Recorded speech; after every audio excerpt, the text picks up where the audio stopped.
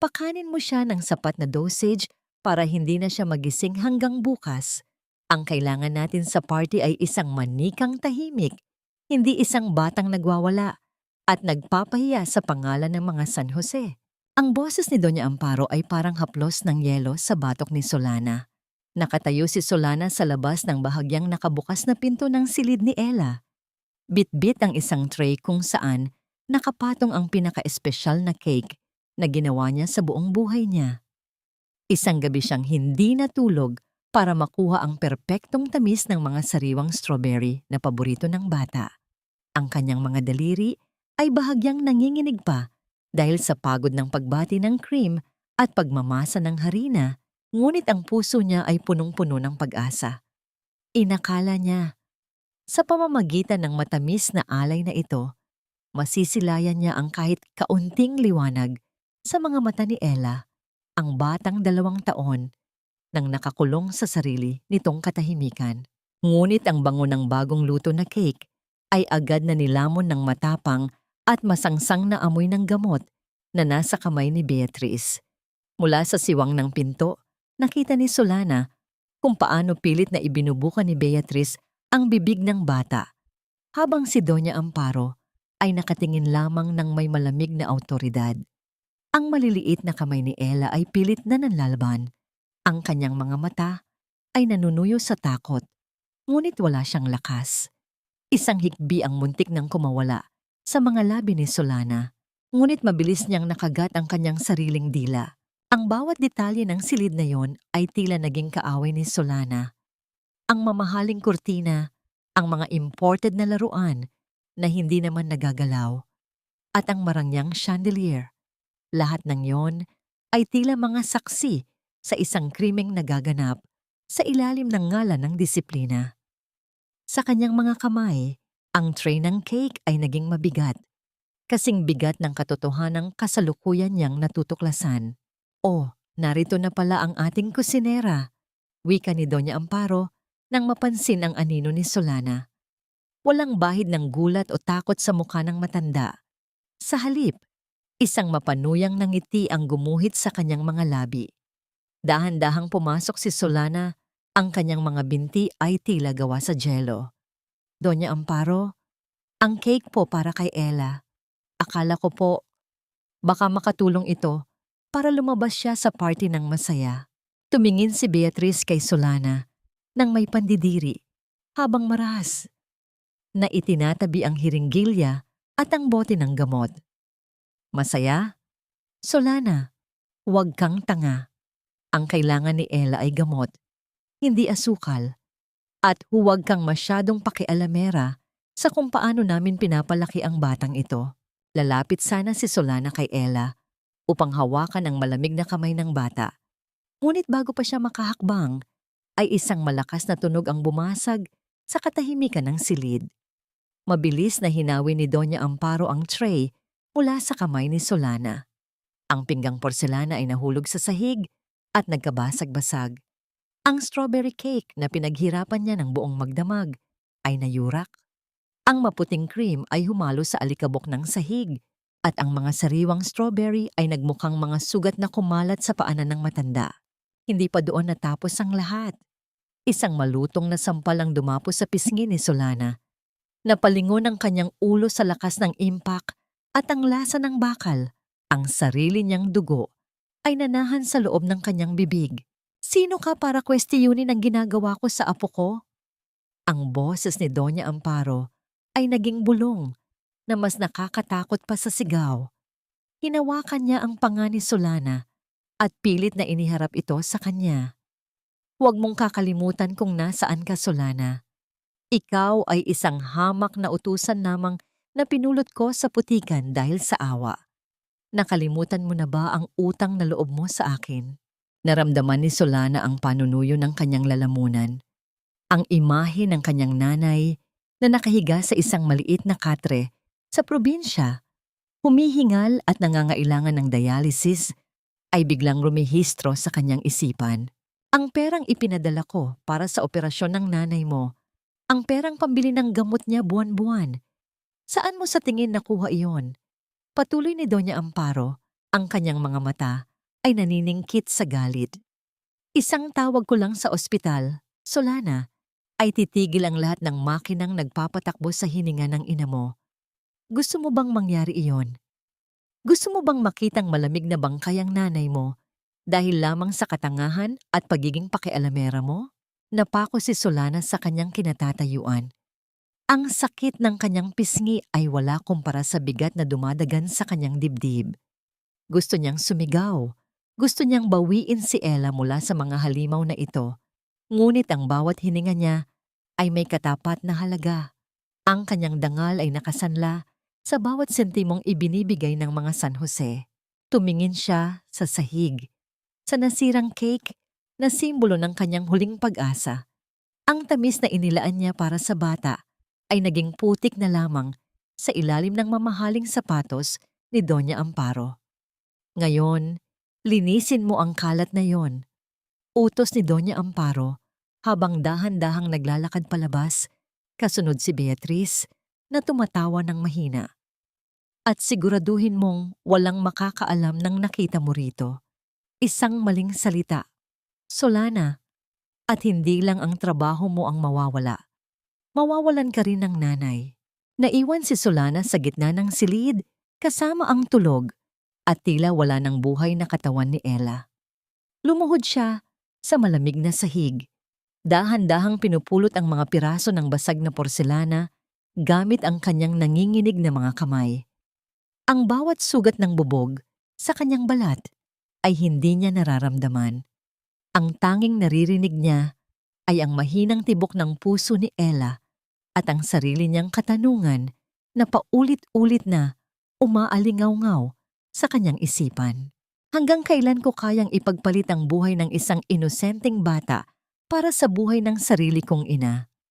May katapusan pa ba ang utang na loob na ito? O habang buhay na akong magiging bilanggo sa bahay na punong-puno ng matatamis na kasinungalingan? Ang amoy ng dautay ay nananatili sa kanyang mga daliri. Ngunit sa pagkakataong ito, hindi na ito amoy ng pag-asa. Ito na ang amoy ng kanyang pagkagapi. Anak, ang swerte mo at napakabait ng mga San Jose sa atin. Kung hindi dahil sa kanila, baka wala na ako rito. Huwag mo silang bibigyan ng problema, ha? Pakitandaan na malaki ang utang na loob natin sa kanila. Ang mga salita ng kanyang ina sa kabilang linya ng telepono ay tila mga karayom na isa-isang tumutusok sa lalamunan ni Solana. Gusto niyang sumigaw. Gusto niyang sabihin na ang perang nagliligtas sa buhay ng kanyang ina ay siya namang unti-unting pumapatay sa kanyang kaluluwa. Ngunit ang tanging lumabas sa kanyang mga labi ay isang pilit na ngiti na hindi naman nakikita ng kausap. Oo po, Nay, alam ko po, napakabait po nila sa akin.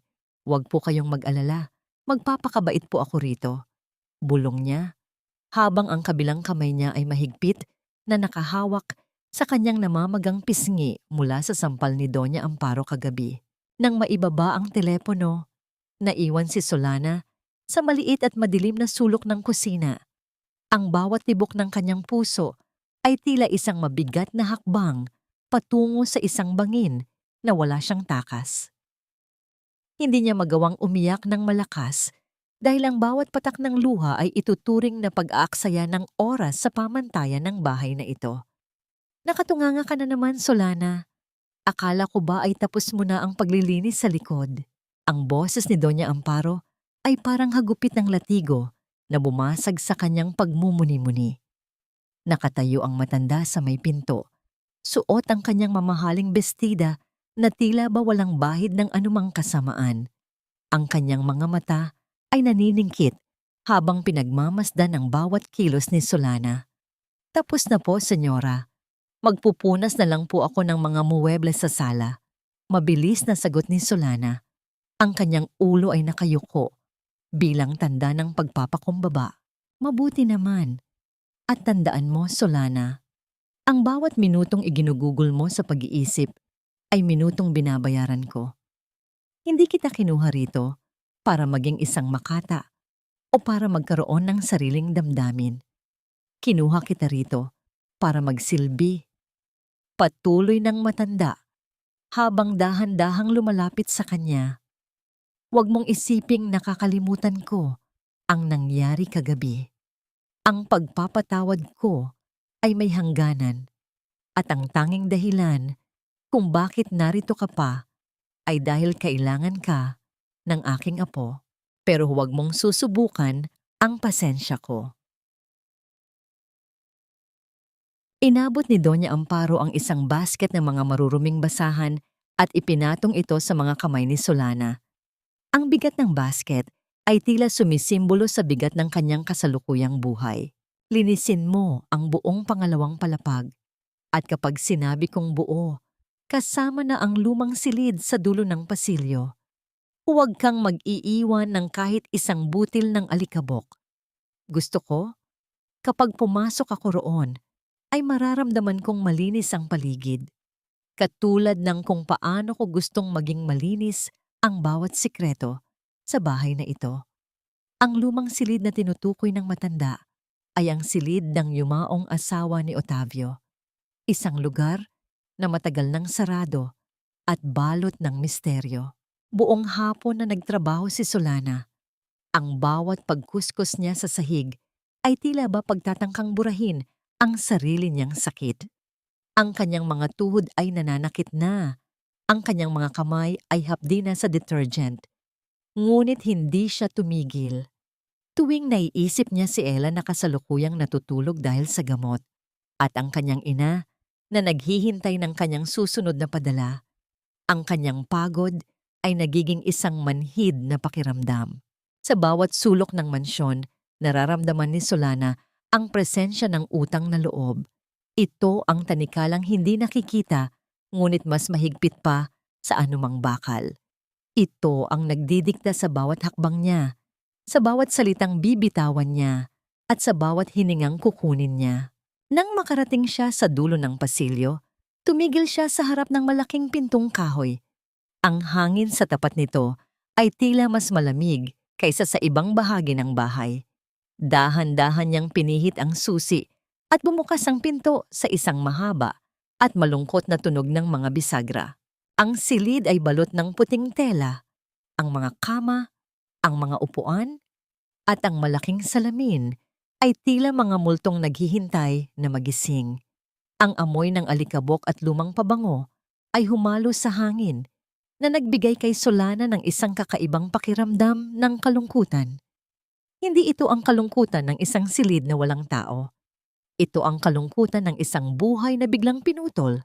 Habang nagpupuna si Solana, napunta ang kanyang paningin sa isang maliit na tokador sa sulok. Hindi katulad ng ibang gamit. Ang tokador na ito ay walang takip na tela. Parang may naghihintay na mahanap ito. Sinubukan niyang buksan ang mga drawer nito, ngunit lahat ay nakalock. Hanggang sa mapansin niya ang isang bahagyang nakaumbok na bahagi sa gilid ng tokador.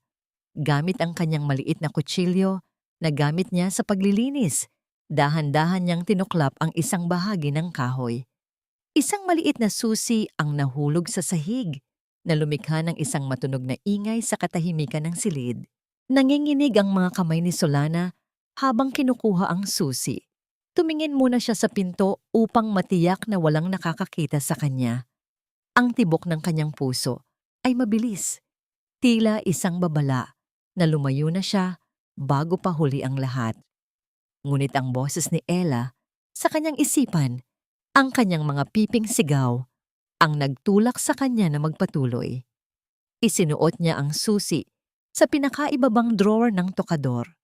Sa isang munting pag-ikot, narinig niya ang tunog ng pagbukas. Sa loob ng drawer, walang mga alahas o mamahaling gamit. Ang nakita niya ay isang makapal na notebook na may balat na luma at mga tuyong talulot ng bulaklak. At sa ilalim nito, isang litrato ng isang babaeng kamukhang kamukha ni Ella. Ngunit may mga matang punong-puno ng takot, katulad ng takot na nakikita ni Solana sa salamin tuwing umaga. Sa unang pahina ng notebook, may nakasulat na mga salitang tila ba isinulat sa gitna ng matinding pagmamadali. Kung binabasa mo ito, marahil ay wala na ako. Huwag kang maniniwala sa kanilang mga ngiti. Ang bahay na ito ay hindi isang mansyon, isa itong libingan ng mga buhay. Bago pa man mabasa ni Solana ang susunod na pangungusap, narinig niya ang mga mabibigat na yabag ng sapatos na papalapit sa silid. Ang tunog ng bawat hakbang ay tila ba ang paghatol sa kanyang kapalaran. Mabilis niyang isinara ang drawer, ngunit ang susi ay nadulas sa kanyang mga kamay at gumulong sa ilalim ng mabigat na kama. Ang pinto ay dahan-dahang bumukas at ang anino ni Doña Amparo ay muling humaba sa sahig ng madilim na silid. Sa bahay na ito, mas mahalaga ang kinang ng bawat piraso ng pilak kaysa sa tibok ng puso ng isang bata. Ang bawat sulok ng mansyon ay tila may mga mata, nagmamasid sa bawat maling galaw, naghihintay ng pagkakataong ituro ang bawat pagkakamali. Ngunit sa gitna ng kadiliman at ng malamig na simoy ng gabi, may isang maliit na apoy na pilit na pinapanatiling buhay ni Solana. Hindi makatulog si Solana. Ang mga salitang nabasa niya sa lumang notebook ay tila mga uling na nagbabaga sa loob ng kanyang isipan. Ang takot na nararamdaman niya ay hindi para sa sarili niya, kundi para sa batang nasa kabilang silid. Dahan-dahan siyang bumangon mula sa kanyang manipis na banig. Hindi inalintana ang pagkirot ng kanyang mga tuhod mula sa maghapong paglilinis. Pumunta siya sa silid ni Ella. Ang bata ay nakaupo sa gilid ng kama, nakatingin sa kawalan. Ang mga mata ay tila dalawang malalim na balon ng lungkot. Walang kibo, walang luha. Ang katahimikan ni Ella ay hindi katahimikan ng kapayapaan.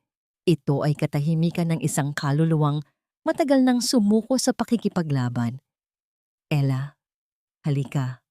Bulong ni Solana, ang kanyang boses ay tila haplos ng sutla. May gagawin tayo. Isang sikreto lang natin ito. Dinala ni Solana ang bata sa malawak at madilim na kusina. Ang tanging liwanag ay mula sa isang maliit na bombilya sa gilid ng lababo.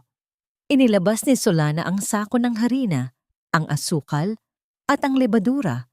Ang amoy ng tuyong harina na humalo sa hangin ay tila nagbigay ng pananandaliang ginhawa sa bigat ng kanilang nararamdaman. Dito, Ella, hawakan mo ito. Wika ni Solana habang inilalagay ang maliliit na kamay ng bata sa ibabaw ng tumpok ng harina. Noong una, nanigas ang katawan ni Ella. Ang kanyang mga daliri ay nakatikom, tila natatakot na madumihan o baka masaktan. Ngunit hinawakan ni Solana ang mga kamay ng bata nang may buong pag-iingat. Dahan-dahang iginagalaw ang mga ito sa ibabaw ng maputing pulbos. Ang bawat pagpisil nila sa masa ay tila pagpisil din sa mga luhang hindi mailabas ni Ella. Ang harina ay parang tayo, Ella. Malungkot na kwento ni Solana habang magkasama nilang nilalamas ang masa. Kailangang masaktan, kailangang mamasang mabuti, kailangang dumaan sa matinding init bago maging isang masarap na tinapay. Pero pagkatapos ng lahat ng yon, magiging matamis ang bunga. Ang tunog ng masa na tumatama sa kahoy na mesa ay lumikha ng isang mahinang ritmo sa katahimikan ng gabi. Parang isang mahinang tibok ng puso na muling nagigising. Napansin ni Solana ang unti-unting pagbabago sa mukha ni Ella. Ang dating matigas na ekspresyon ay lumambot. Ang maliliit na daliri ng bata ay nagsimulang gumalaw ng kusa. Kinukuskos ang harina, nilalaro ang lagkit ng masa. Biglang tumigil si Ella. Tumingala siya kay Solana. Sa unang pagkakataon sa loob ng maraming buwan, hindi lumayo ang bata. Sa halip, dahan-dahang iniangat ni Ella ang kanyang kamay na balot ng harina at mahigpit na hinawakan ang daliri ni Solana. Ang kapit na yon ay hindi kapit ng isang Panginoon sa kanyang alipin. Ito ay kapit ng isang nalulunod na nakahanap ng masasandalan. Nandito lang ako, Ella. Hindi kita iiwan. Pangako ni Solana, ang kanyang mga mata ay nanunuyo sa pigil na luha. Kahit anong mangyari, poprotektahan kita. Hinding-hindi ka na mag-iisa sa dilim. Isang mainit na pakiramdam ang lumaganap sa dibdib ni Solana. Ang kilig ng isang ina na nakitang muling nagtiwala ang kanyang anak. Ngunit ang katuwaang iyon ay agad na napalitan ng kilabot. Isang mahinang tunog ng pag-inggit ng sahig ang narinig mula sa madilim na pasilyo patungo sa kusina. Ang tunog ng mga yabag ay mabagal, tila nananadya. Agad na itinatago ni Solana si Ella sa likod ng kanyang manipis na katawan. Ang kanyang puso ay tila gustong kumawala sa kaba. Mula sa anino ng pintuan, isang bulto ng tao ang dahan-dahang lumitaw. Ang liwanag ng buwan mula sa bintana ay tumama sa isang pares ng sapatos na kintab at sa isang pamilyar na mukhang nakatitig sa kanila nang may hindi maipaliwanag na ekspresyon. Hindi ito si Doña Amparo. Hindi rin ito si Beatrice. Ito ay si Otavio.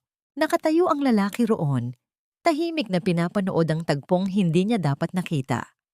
Ang kanyang anak na balot ng harina at ang kanyang kusinera na tila ba isang inang nagtatanggol sa kanyang sanggol.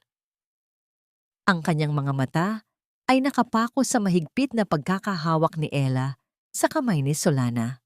Minsan, ang pinakamahirap na pasanin ay hindi ang galit ng kaaway, kundi ang kawalan ng malay ng taong inaasahan mong magiging kampi mo sa laban. Nakatayo si Otavio sa pintuan ng kusina. Ang kanyang anino ay humahaba sa sahig na puno ng talsik ng harina. Sa gitna ng dilim, ang kanyang mga mata ay nakatitig sa magkayakap na si Solana at Ella. Ang kaba sa dibdib ni Solana ay tila isang tambol na mabilis ang pagtibok. Bawat pintig ay nagbabala ng panganib. Dahan-dahan niyang naramdaman ang panginginig ng maliliit na kamay ni Ella na nakakapit sa kanyang damit. Isang senyales na kahit ang bata ay natatakot sa presensya ng sarili nitong ama.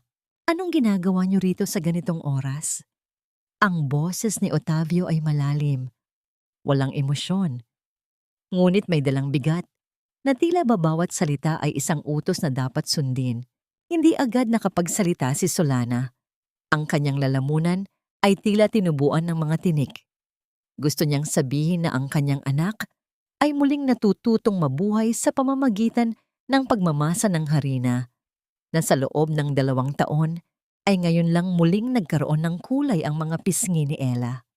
Ngunit bago pa siya makabuo ng pangungusap, ang tunog ng mabibilis at matutulis na hakbang mula sa pasilyo ay bumasag sa tensyon. Otavio darling, bakit ka narito sa kusina? Kanina pa kita hinahanap sa taas. Wika ni Beatrice habang pumapasok sa silid. Ang amoy ng kanyang mamahaling pabango ay agad na pumatay sa bango ng harina at gatas. Walang pag-aalinlangang lumapit siya kay Otavio at yumakap sa braso nito, isang pagpapakita ng pag-aari na tila ba isang bakod na naghihiwalay sa kanila mula kay Solana. Sumunod na pumasok si Doña Amparo. Ang kanyang mga mata ay naniningkit habang nakatingin kay Solana. Walang bahid ng gulat sa kanyang mukha, tanging isang malamig na husga. Solana, bakit mo ginagambala ang bata sa kanyang pahinga? Ang tanong ni Doña Amparo, ang boses ay puno ng pagkukunwaring pag-aalala. Alam mong kailangan ni Ella ng mahabang tulog para sa kanyang kondisyon. Bakit mo siya dinala rito sa maduming kusina? Senyora, hindi ko po siya ginambala. Kusa po siyang, enough. Pagputol ni Beatrice ng may halong pait.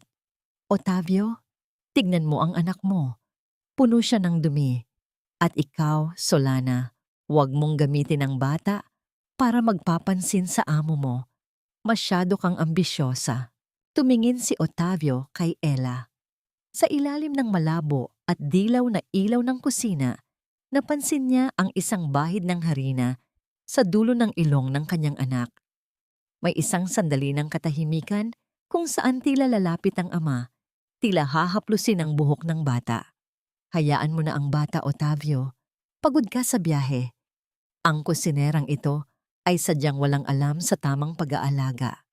Bukas na bukas din ay bibigyan ko siya ng karampatang parusa sa pagsuway sa mga utos ko. Niwika ng matanda habang dahan-dahang lumalabas.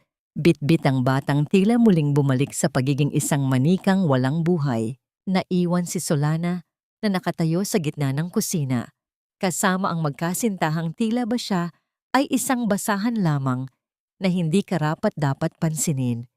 Nakita niya kung paano haplusin ni Beatrice ang mukha ni Otavio, kung paano nito ibulong ang mga salitang puno ng tamis, ngunit may dalang lason. "Huwag mo nang isipin yan, Otavio. Let's go back to your room. I missed you so much," malamig na sabi ni Beatrice bago hinalikan ang lalaki sa harap mismo ni Solana. Isang halik na tila ba isang selyo ng tagumpay. Bago lumabas si Otavio, tumigil siya sa tabi ng mesa. Ang kanyang paningin ay bumagsak sa isang maliit na bote na nakalagay sa gilid ng lababo. Ang bote ng gamot na nakita ni Solana sa silid ni Ella kanina. Tinitigan yon ni Otavio ng matagal. Ang kanyang mga kilay ay nagsalubong sa pagtataka. Kinuha niya ang bote at sinuri ang label nito. "Ano ito?" tanong niya sa sarili, ngunit sapat na para marinig ni Solana. Ang puso ni Solana ay tila titigil sa pagtibok. Ito na ang pagkakataon. Kung sasabihin niya ngayon, kung ipagtatapat niya ang katotohanan tungkol sa mga gamot na yon, baka mailigtas niya si Ella. Bubuksan na sana niya ang kanyang bibig, ngunit ang malamig na anino ni Doña Amparo ay muling sumungaw sa pintuan. "Bitamina iyan ni Ella, anak," wika ni Doña Amparo ng may matatag na tinig. "Ipinabili ko yan para lumakas ang kanyang katawan. Ibigay mo na sa akin yan. Kailangan nang itago ang mga gamot ng bata para hindi mapaglaruan ng kung sino-sino." Dahan-dahang iniabot ni Otavio ang bote sa kanyang ina. Tumingin siya kay Solana ng huling beses, isang tinging puno ng pagdududa at kalituhan, bago tuluyang sumunod sa dalawang babae. Naiwan si Solana sa katahimikan. Ang tanging naririnig ay ang sarili niyang mabigat na hininga. Alam niyang ang bote na hawak ni Doña Amparo ay hindi na ang bote ng lason na nakita niya kanina. Mabilis na napalitan ng lahat. Ang bawat ebidensya ay tila naglalaho na parang usok sa harap ng kapangyarihan ng mga San Jose. Nanginginig ang kanyang mga kamay habang sinisimulan niyang linisin ang mesa. Sa gitna ng harina, may napansin siyang isang maliit na bagay na naiwan ni Otavio nang kunin nito ang bote. Isang gintong cufflink na may inisyal ng pamilya. Isang maliit na bagay na tila ba isang tahimik na saksi sa nangyari. Habang pinupulot niya ang cufflink, isang malakas na tunog ng kidlat ang gumuhit sa kalangitan. Kasunod ang pagbuhos ng malakas na ulan. Ang tunog ng ulan sa bubong ay tila ba mga luhang hindi na kayang pigilin ng langit. Doon sa dilim ng kusina, isang panata ang muling nabuo sa puso ni Solana. Hindi sapat ang magmasa ng harina. Hindi sapat ang umiyak sa gabi. Kung ang katarungan ay hindi kusang darating, siya mismo ang gagawa ng paraan para hanapin ito, kahit na ang kapalit nito ay ang huling natitirang piraso ng kanyang dangal. Ang gutom sa tiyan ay kayang tiisin, ngunit ang gutom sa katarungan ay dahan-dahang pumapatay sa katinuan ng isang tao. 2 araw na ang nakalilipas mula nang mangyari ang insidente sa kusina. Ngunit ang bawat segundo ay tila 1 taon para kay Solana. Sa ilalim ng utos ni Doña Amparo, ipinagkait sa kanya ang kahit 1 piraso ng tinapay upang matuto kang magpahalaga sa biyayang sinasayang mo. Ang binitiwang salita ng matanda na tila ba ang pagpapakain sa kanya ay isang gawang kawanggawa at hindi kabayaran sa kanyang dugo at pawis. Sa loob ng 2 araw, tanging tubig na mula sa gripo ang nagpapatid sa hapdi ng kanyang sikmura. Ang kanyang paningin ay madalas nang magdilim at ang bawat hakbang niya sa paglilinis ng malawak na mansyon ay tila paglalakad sa ibabaw ng mga ulap na gawa sa tinik. Nagtatrabaho si Solana sa kusina. Sinusubukang ihanda ang paboritong panghimagas ni Otavio. Sa kabila ng panghihina, pinilit niyang maging perpekto ang bawat sangkap. Ngunit hindi niya alam, sa likod ng mga anino, may isang pares ng matang nagmamasid, mga matang puno ng inggit at masamang balak. Pumasok si Beatrice sa kusina Nang mapansin niyang lumabas sandali si Solana upang kumuha ng sariwang gatas sa bodega, sa isang mabilis at mapanirang galaw, pinihit ni Beatrice ang dial ng oven sa pinakamataas na temperatura. Hindi pa siya nasiyahan, kumuha rin siya ng isang dakok ng asin at isinalibog ito sa hinalong butter na pinaghirapan ni Solana. Oops! Bulong ni Beatrice sa sarili. Ang kanyang mga labi ay nagkurba sa isang demonyong ngiti. Masyado ka kasing nagmamaganda, Solana. Akala mo ba ay maaakit mo si Otavio sa pamamagitan ng asukal? Pwes, tikman mo ang pait. Pagbalik ni Solana, agad siyang sinalubong ng amoy ng nasusunog na harina. Ang usok ay nagsimulang lumabas mula sa mga siwang ng oven. Sa takot at taranta, binuksan niya ang pinto nito, ngunit huli na ang lahat. Ang panghimagas ay naging uling na, at ang itim na usok ay mabilis na kumalat sa buong silid na naging sanhi ng malakas na pag-ubo ni Solana. Sunog! Otavio, Doña Amparo, may sunog sa kusina. Ang malakas na sigaw ni Beatrice na tila ba isang biktima ng malaking trahedya. Mabilis na dumating ang mag-ina. Ang mukha ni Doña Amparo ay namumula sa galit, habang si Otavio naman ay bakas ang pag-aalala. Agad na itinihaya ni Beatrice ang kanyang sarili sa dibdib ni Otavio, nagkukunwaring natatakot at nanghihina.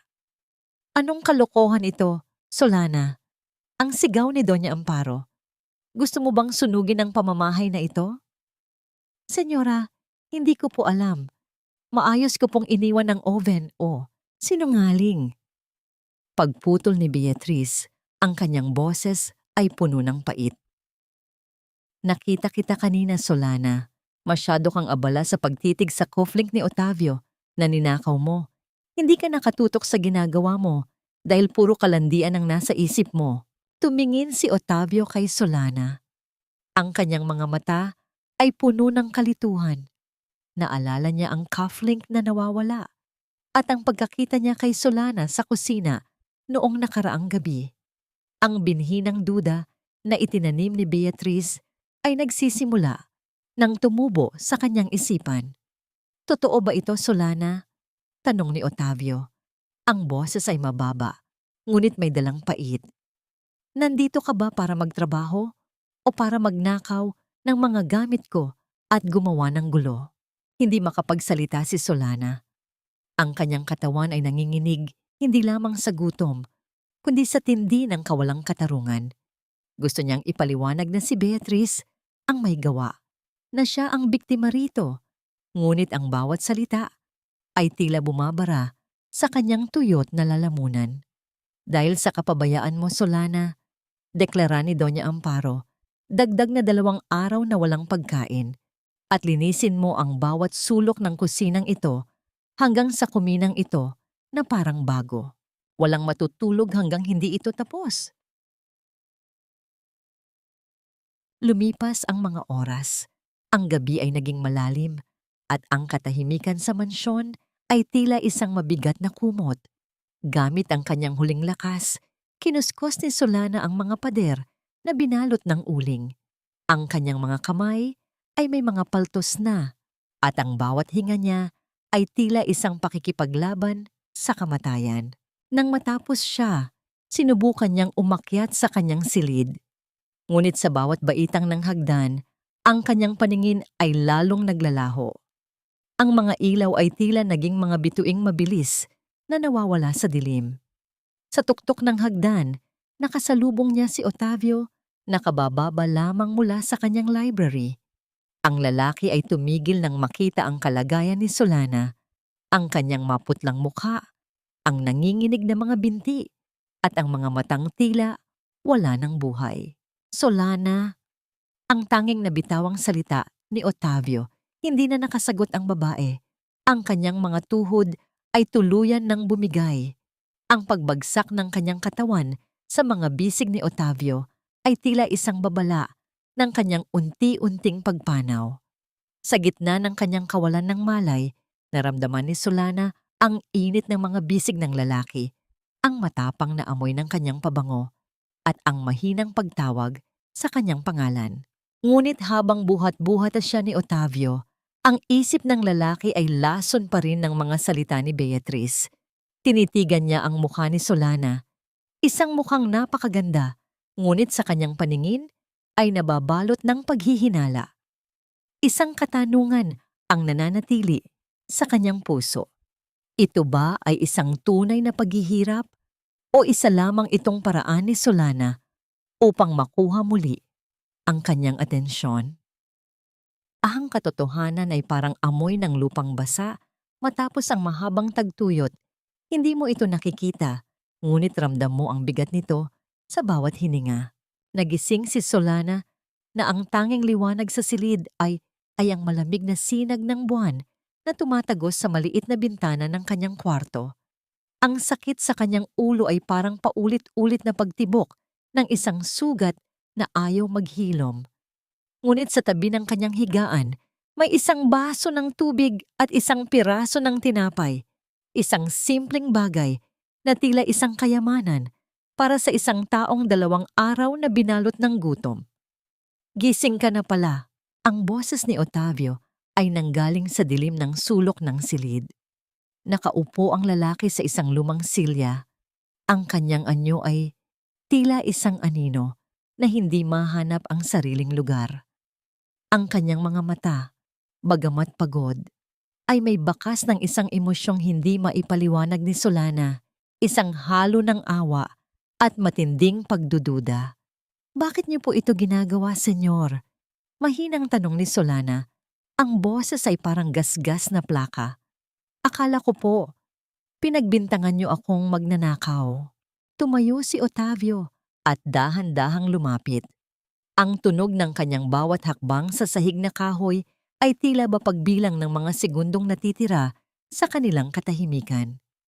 Dinala kita rito dahil hindi ko kayang makakita ng taong namamatay sa harap ko. Pero Solana, huwag mong isiping tapos na ang usapan tungkol sa cufflink. Mas gusto kong maniwala na nagkamali lang ako ng tingin, pero ang mga ebidensya ni Beatrice ay mahirap baliwalain. Gusto ni Solana na sumigaw, na sabihing ang ebidensya ay isang malaking kasinungalingan, ngunit alam niyang sa bahay na ito, ang boses ng isang katulong ay laging nalulunod sa hiyaw ng mga makapangyarihan. Nanatili siyang tahimik habang pinapanood ang pag-alis ni Otavio. Ang pag-inggit ng pinto ng isara ito ng lalaki ay tila hudyat ng muling pagkakakulong ni Solana sa kanyang sariling impyerno. Kinabukasan, sa kabila ng panghihina, pilit na bumangon si Solana upang ipagpatuloy ang kanyang mga gawaing bahay. Habang nagdidilig ng mga halaman sa likod ng mansyon, lumapit sa kanya si Mang Jose, ang matandang hardinero na matagal na ring nagsisilbi sa mga San Jose. Ang kanyang mga kamay ay magaspang at balot ng lupa, katulad ng mga lihim na pilit niyang ibinabaon sa harding iyon. Nabalitaan ko ang nangyari sa kusina, iha. Bulong ni Mang Jose habang nagkukunwaring pinuputulan ang mga sanga ng gumamela. Mag-iingat ka kay Beatrice. Siya ay parang halamang nakakalason, maganda sa paningin, pero pumapatay kapag hinawakan. Tumingin si Solana sa matanda. Ang kanyang puso ay nagsimulang tumibok ng mabilis. Mang Jose, may alam po ba kayo tungkol sa dating asawa ni Senyor Otavio? May nakita po kasi ako sa lumang silid. Biglang tumigil ang matanda. Ang tunog ng kanyang gunting ay tumigil at ang katahimikan sa paligid ay naging mabigat. Tumingin muna siya sa paligid bago muling nagsalita. Ang boses ay halos hindi na marinig sa hina. Ang unang asawa ni Otavio, si Madam Clara. Napakabait na babae katulad mo. Pero unti-unti siyang nagbago. Sabi nila ay nabaliw siya, pero nakita ko ang lahat, Solana. Bago siya nawala, palagi siyang pinapainom ni Doña Amparo ng mga bitamina, mga kulay rosas na tableta na tila nagpapabagal sa kanyang isip. Dahan-dahang kinuha ni Mang Jose ang isang maliit at maduming plastik mula sa kanyang bulsa at iniabot ito kay Solana. Sa loob niyon ay may isang maliit na piraso ng papel, isang pahina mula sa isang lumang medikal na ulat na tila ba sinubukang sunugin ngunit nailigtas. Itago mo yan. Iyan ang dahilan kung bakit hindi ako makatulog sa gabi. At Solana, tignan mong mabuti ang mga gamot na ibinibigay nila kay Ella ngayon. Baka huli na ang lahat bago mo mapagtanto ang katotohanan. Nang makaalis ang matanda, nanginginig ang mga kamay ni Solana habang binabasa ang nakasulat sa papel. Bagamat burado na ang ibang bahagi, malinaw na nakasulat ang salitang sedative overdose at ang petsang 1 linggo bago ang kamatayan ni Madam Clara. Kinabukasan, habang naglilinis ng silid ni Ella, pagkakataong wala si Doña Amparo at Beatriz. Mabilis na hinalughog ni Solana ang drawer sa tabi ng kama ng bata. Doon, sa ilalim ng mga makukulay na balat ng candy, nahanap niya ang isang maliit na bote ng gamot. Nang buksan niya ang bote, bumuhos sa kanyang palad ang mga kulay rosas na tableta, katulad ng inilarawan ni Mang Jose. Ang amoy ng gamot ay tila isang lason na agad na humalo sa hangin. Sa sandaling iyon, ang lahat ng pagdududa ni Solana ay naglaho. Hindi bitamina ang ibinibigay nila sa bata. Isinasagawa muli ng mga San Jose ang krimen na ginawa nila sa ina ni Ella. Ang bawat tabletang iniinom ng bata ay hindi para sa kanyang paggaling, kundi para sa kanyang dahan-dahang pagkawala. Biglang narinig ni Solana ang tunog ng pag-ikot ng doorknob. Sa tindi ng kaba, hindi na niya nagawang itago ang bote. Ang pinto ay bumukas ng malakas at doon ay nakatayo si Beatriz. Ang kanyang mga mata ay naniningkit sa galit nang makita ang mga kulay rosas na tableta sa palad ni Solana. Anong ginagawa mo sa mga gamot ni Ella, Solana?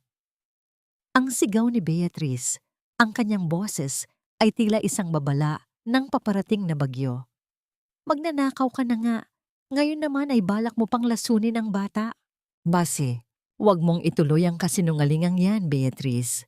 Alam nating dalawa kung ano ang nasa loob ng boteng ito.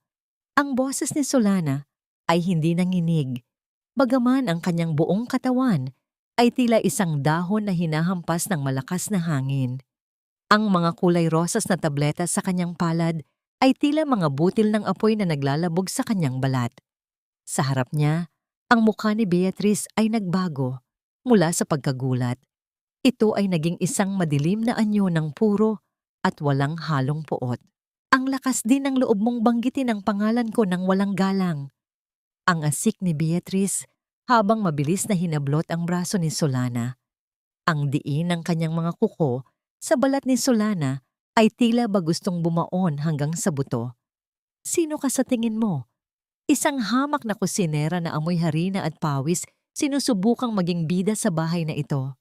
Mabilis na kinuha ni Beatriz ang bote mula sa nanginginig na kamay ni Solana at itinapon ito sa sulok ng silid. Ang tunog ng pagtama ng plastik sa pader ay naging hudyat ng ma'am ng isang mas malaking gulo. Otavio! Doña Amparo! Tulong! Ang malakas na hiyaw ni Beatriz, ang kanyang boses ay biglang nagbago tungo sa isang nagkukunwaring takot. Ang katulong na ito. Gusto niyang saktan si Ella. Sa loob ng ilang saglit, ang silid ni Ella ay napuno ng tao. Dumating si Doña Amparo na may dalang awtoridad na tila ba ang hangin sa paligid ay biglang naging mabigat at mahirap hingayin. Sumunod si Otavio, ang kanyang mukha ay bakas ng pagkalito at pagod mula sa trabaho. Anong nangyayari rito? Ang tanong ni Otavio, ang kanyang paningin ay nagpalipat-lipat kay Beatriz na ngayon ay nakayakap na sa kanyang braso at kay Solana na nakatayo sa gitna ng silid, tila isang kriminal na hinatulan na bago pa man makapagsalita. Otavio darling, nahuli ko siya. Ang hikbi ni Beatriz, ang mga luhang buwaya ay dahan-dahang gumugulong sa kanyang pisngi. Pinapakialaman niya ang mga gamot ni Ella. Sabi ko sa kanya ay mapanganib iyon, pero tignan mo. Ibinuhos niya ang lahat. Gusto niyang palitan ng gamot ng bata ng kung ano-anong lason.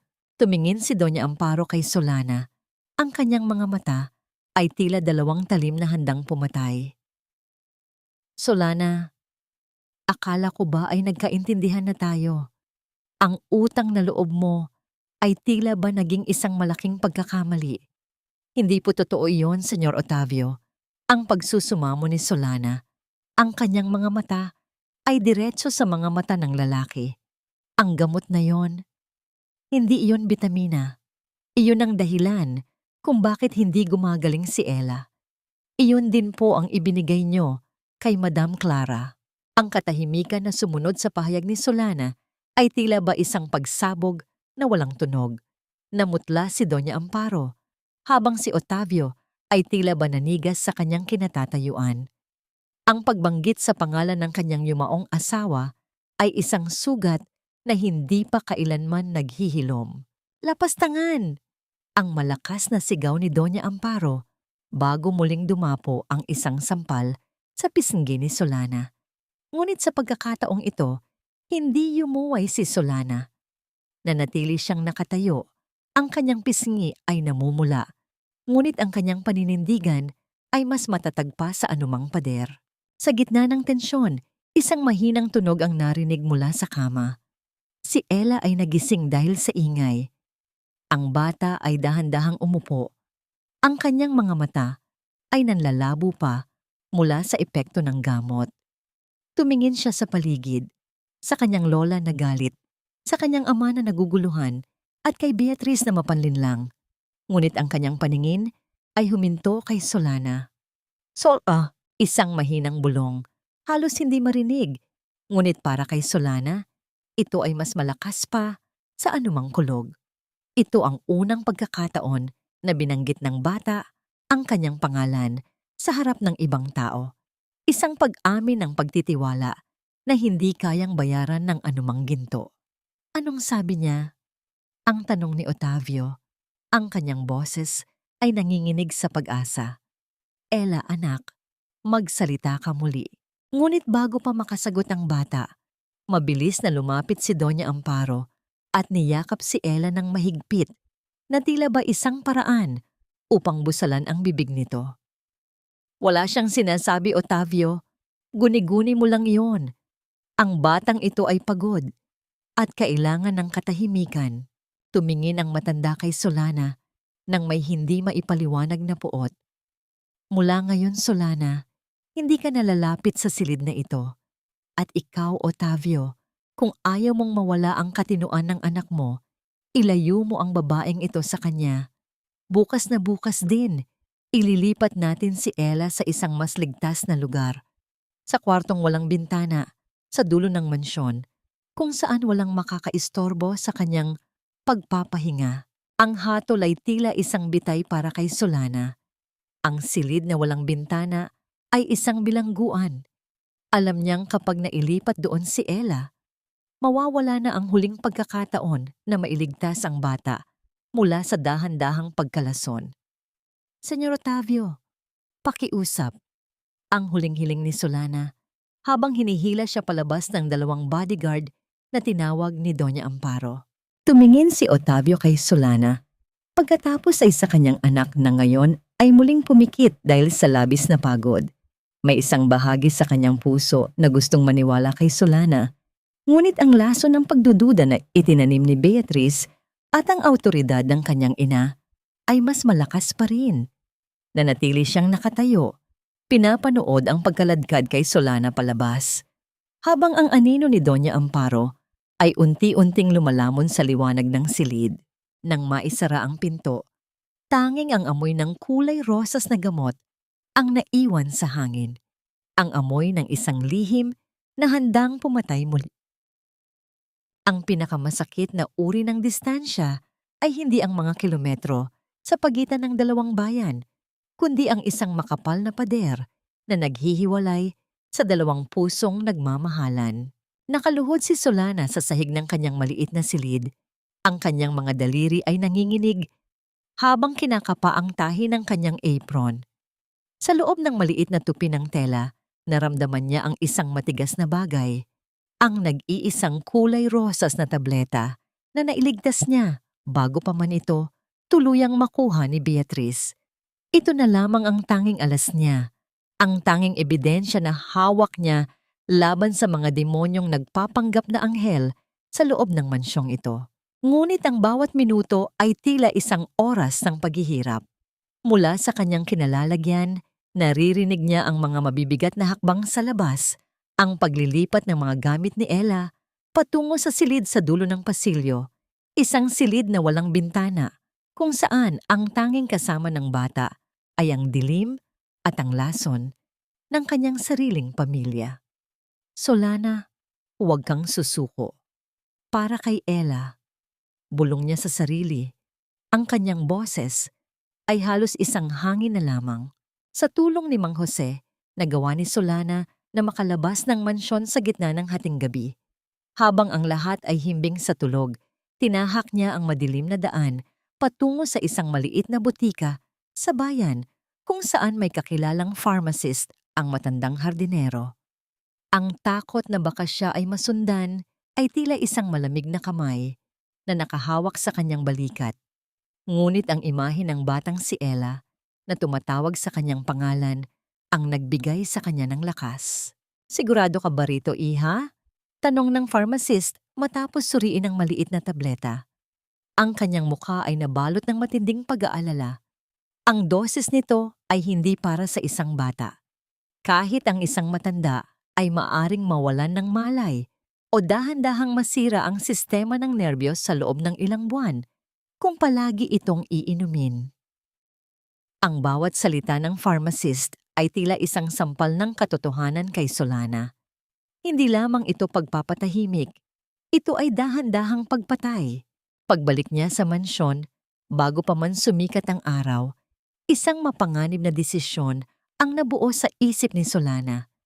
Kailangan niyang makakuha ng higit pang ebidensya. Kailangan niyang pasukin ang kuta ng kalaban, ang silid ni Beatrice. Habang ang pamilya ay abala sa agahan, dahan-dahang pumasok si Solana sa silid ni Beatrice. Ang amoy ng mamahaling pabango ay tila isang lason na sumasakal sa kanya. Mabilis niyang hinalughog ang mga drawer. Nakita niya ang mga mamahaling alahas, ang mga damit na galing pa sa ibang bansa. Ngunit sa pinakailalim ng isang nakatagong kahon, nahanap niya ang isang bagay na mas mahalaga kaysa sa anumang ginto. Isang pekeng medical record. Nakasulat doon na si Ella ay may malalang sakit sa pag-iisip.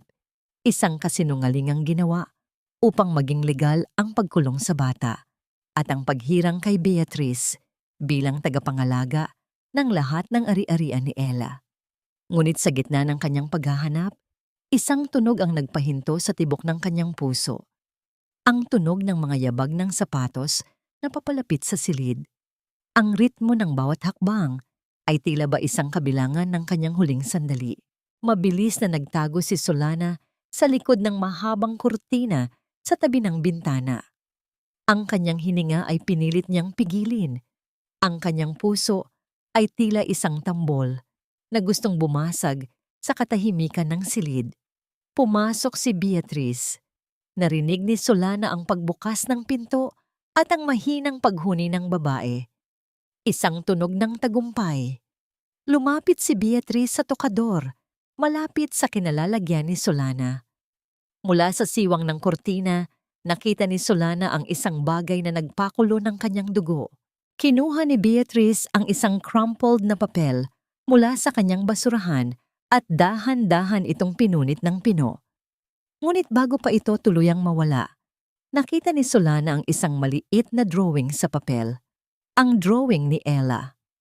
Isang drawing ng dalawang babaeng magkahawak kamay sa ilalim ng isang malaking araw. Sa itaas nito, may nakasulat na dalawang pangalan sa paraang pambata. Sol at Ella. Ang makitang kahit sa gitna ng kanyang pagkakalunod sa gamot, ay pilit pa rin kumakapit ang bata sa kanilang pagkakaibigan. Ang pagkakita sa drawing na iyon ay tila isang haplos sa sugatang puso ni Solana. Ito ang nagbigay sa kanya ng hindi matatawarang tapang. Hindi na siya basta kusinera.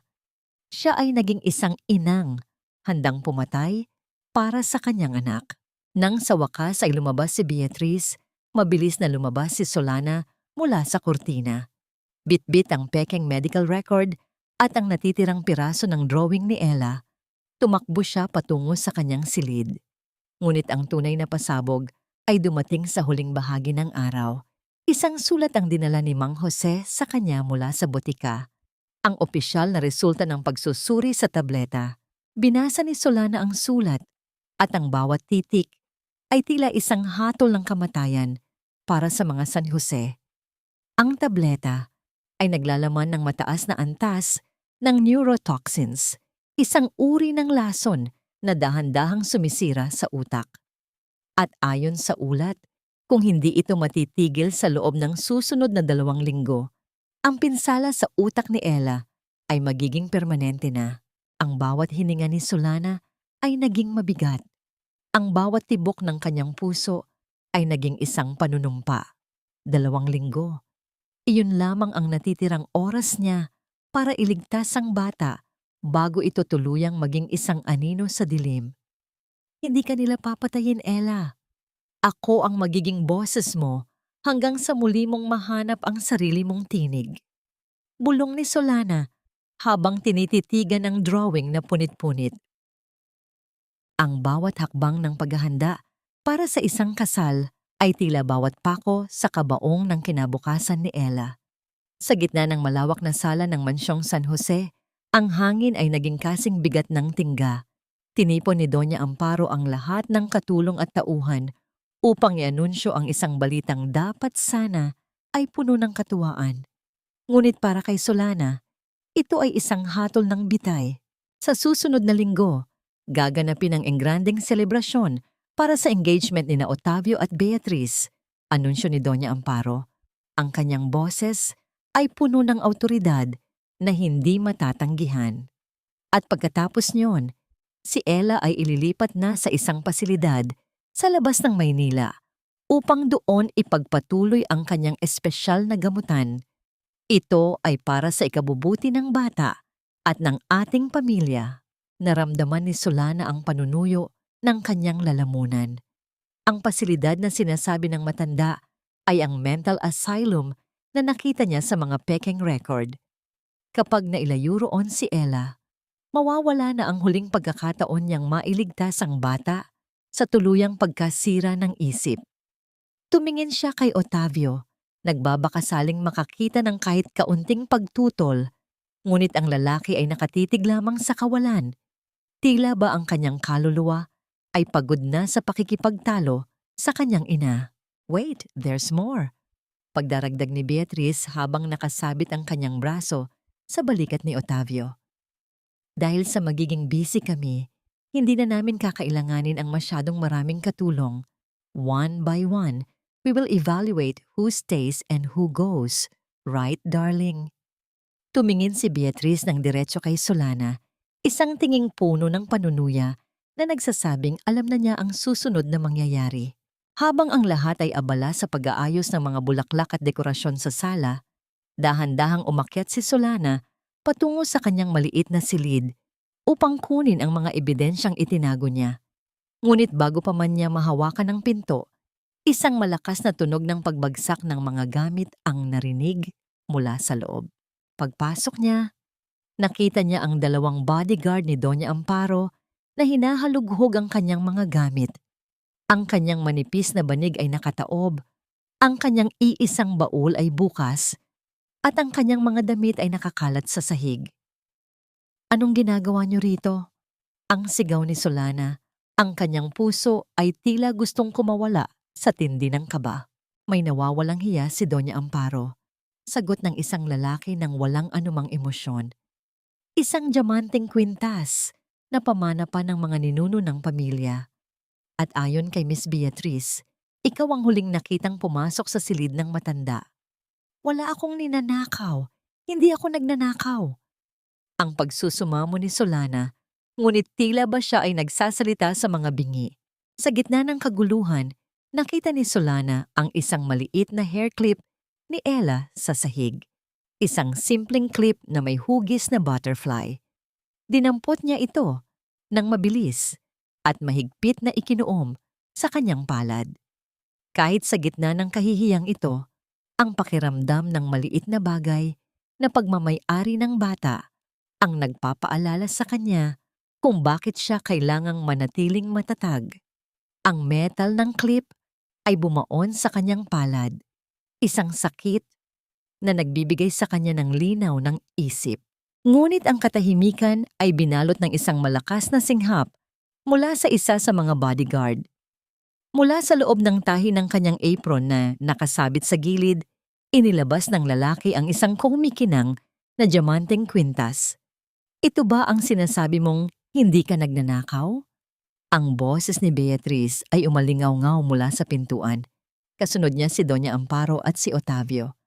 Senyor, hindi po sa akin yan. Itinanim nila yan. Ang iyak ni Solana habang nakatingin kay Otavio. Solana! Enough! Ang sigaw ni Otavio, ang kanyang boses ay basag sa tindi ng disappointment. Binigyan kita ng pagkakataon. Pinrotektahan kita kahit nagdududa ang lahat. Pero ito ang isusukli mo sa pamilya ko? Otavio darling, I told you. Ang mga taong galing sa putikan, kahit anong linis mo, babalik at babalik sa dumi. Wika ni Beatrice habang hinihimas ang likod ni Otavio. Dahan-dahang lumapit si Doña Amparo kay Solana. Ang kanyang mukha ay walang bakas ng galit, kundi isang malamig na tagumpay. Nagnakaw ka ng pag-aari ng mga San Jose. At sa batas ng bahay na ito, ang magnanakaw ay hindi lang tinatanggal. Sila ay pinaparusahan. Ang dangling mystery na naiwan sa silid ay ang pagkawala ng mga resulta ng lab report at ang pekeng medical records na itinago ni Solana sa ilalim ng kanyang banig. Wala na ang mga ito. Sino ang nakakuha? Sina Beatrice ba? O may ibang taong nakialam? Tumawag kayo ng mga pulis. Utos ni Doña Amparo. Ngunit bago yon, ikulong siya sa bodega sa ilalim ng lupa. Huwag siyang bibigyan ng tubig o pagkain hanggat hindi dumating ang mga awtoridad. Gusto kong maramdaman niya ang bawat segundo ng kanyang pagkakamali. Habang kinalakaladkad si Solana pababa, ang huling nakita niya ay si Beatrice na dahan-dahang kinuha ang maliit na hair clip ni Ella na nahulog mula sa kamay ni Solana at dahan-dahan itong inapakan hanggang sa madurog. Ang cliffhanger ay hindi ang pagkakakulong kay Solana, kundi ang katotohanang habang siya ay idinadaan sa madilim na pasilyo patungo sa bodega, narinig niya ang mahinang iyak ni Ella mula sa kabilang pader. Ang iyak ng isang batang tinatawag ang kanyang pangalan, habang ang boses ni Doña Amparo ay naririnig na nag-uutos. Ihanda na ang mas mataas na dosage ng gamot. Kailangan nating matapos ito bago ang kasal. Diyang ka nababagay, Solana. Sa dilim, kasama ng mga daga at ng dumi ng iyong pinagmulan, huwag mong isiping may puwang ang isang tulad mo sa liwanag ng mga San Jose. Ang mga salita ni Beatrice ay parang lason na ibinuhos sa isang bukas na sugat. Sa bawat baitang ng hagdan pababa, sa madilim at malamig na bodega, ang bawat hakbang ay tila pagbabarin ni Solana sa sarili niyang impyerno. Ang mga kamay niya ay mahigpit na hinahawakan ng dalawang lalaki. Ang diin ng kanilang mga daliri ay nag-iiwan ng kulay ube na marka sa kanyang maputlang balat. Ngunit ang hapdi ng kanyang braso ay wala kumpara sa kirot ng kanyang puso nang makita niya ang hitsura ni Otavio sa itaas ng hagdan. Ang lalaking inasahan niyang magiging katarungan, ngunit ngayon ay nakatayo lamang doon. Ang mukha ay balot ng puot at pagkabigo. Nang marating nila ang pinakailalim, marahas siyang binitawan ng mga bodyguard. Tumama ang kanyang mga tuhod sa malamig at mamasa-masang semento. Ang amoy ng amag at lumang kahoy ay agad na sumakal sa kanyang hininga. Beatrice, pakiusap. Ang paos na pagsusumamo ni Solana habang pilit na tumatayo. Kahit anong gawin niyo sa akin, tanggap ko. Pero huwag si Ella. Huwag niyo siyang dalhin sa lugar na yon. Mamamatay ang bata roon.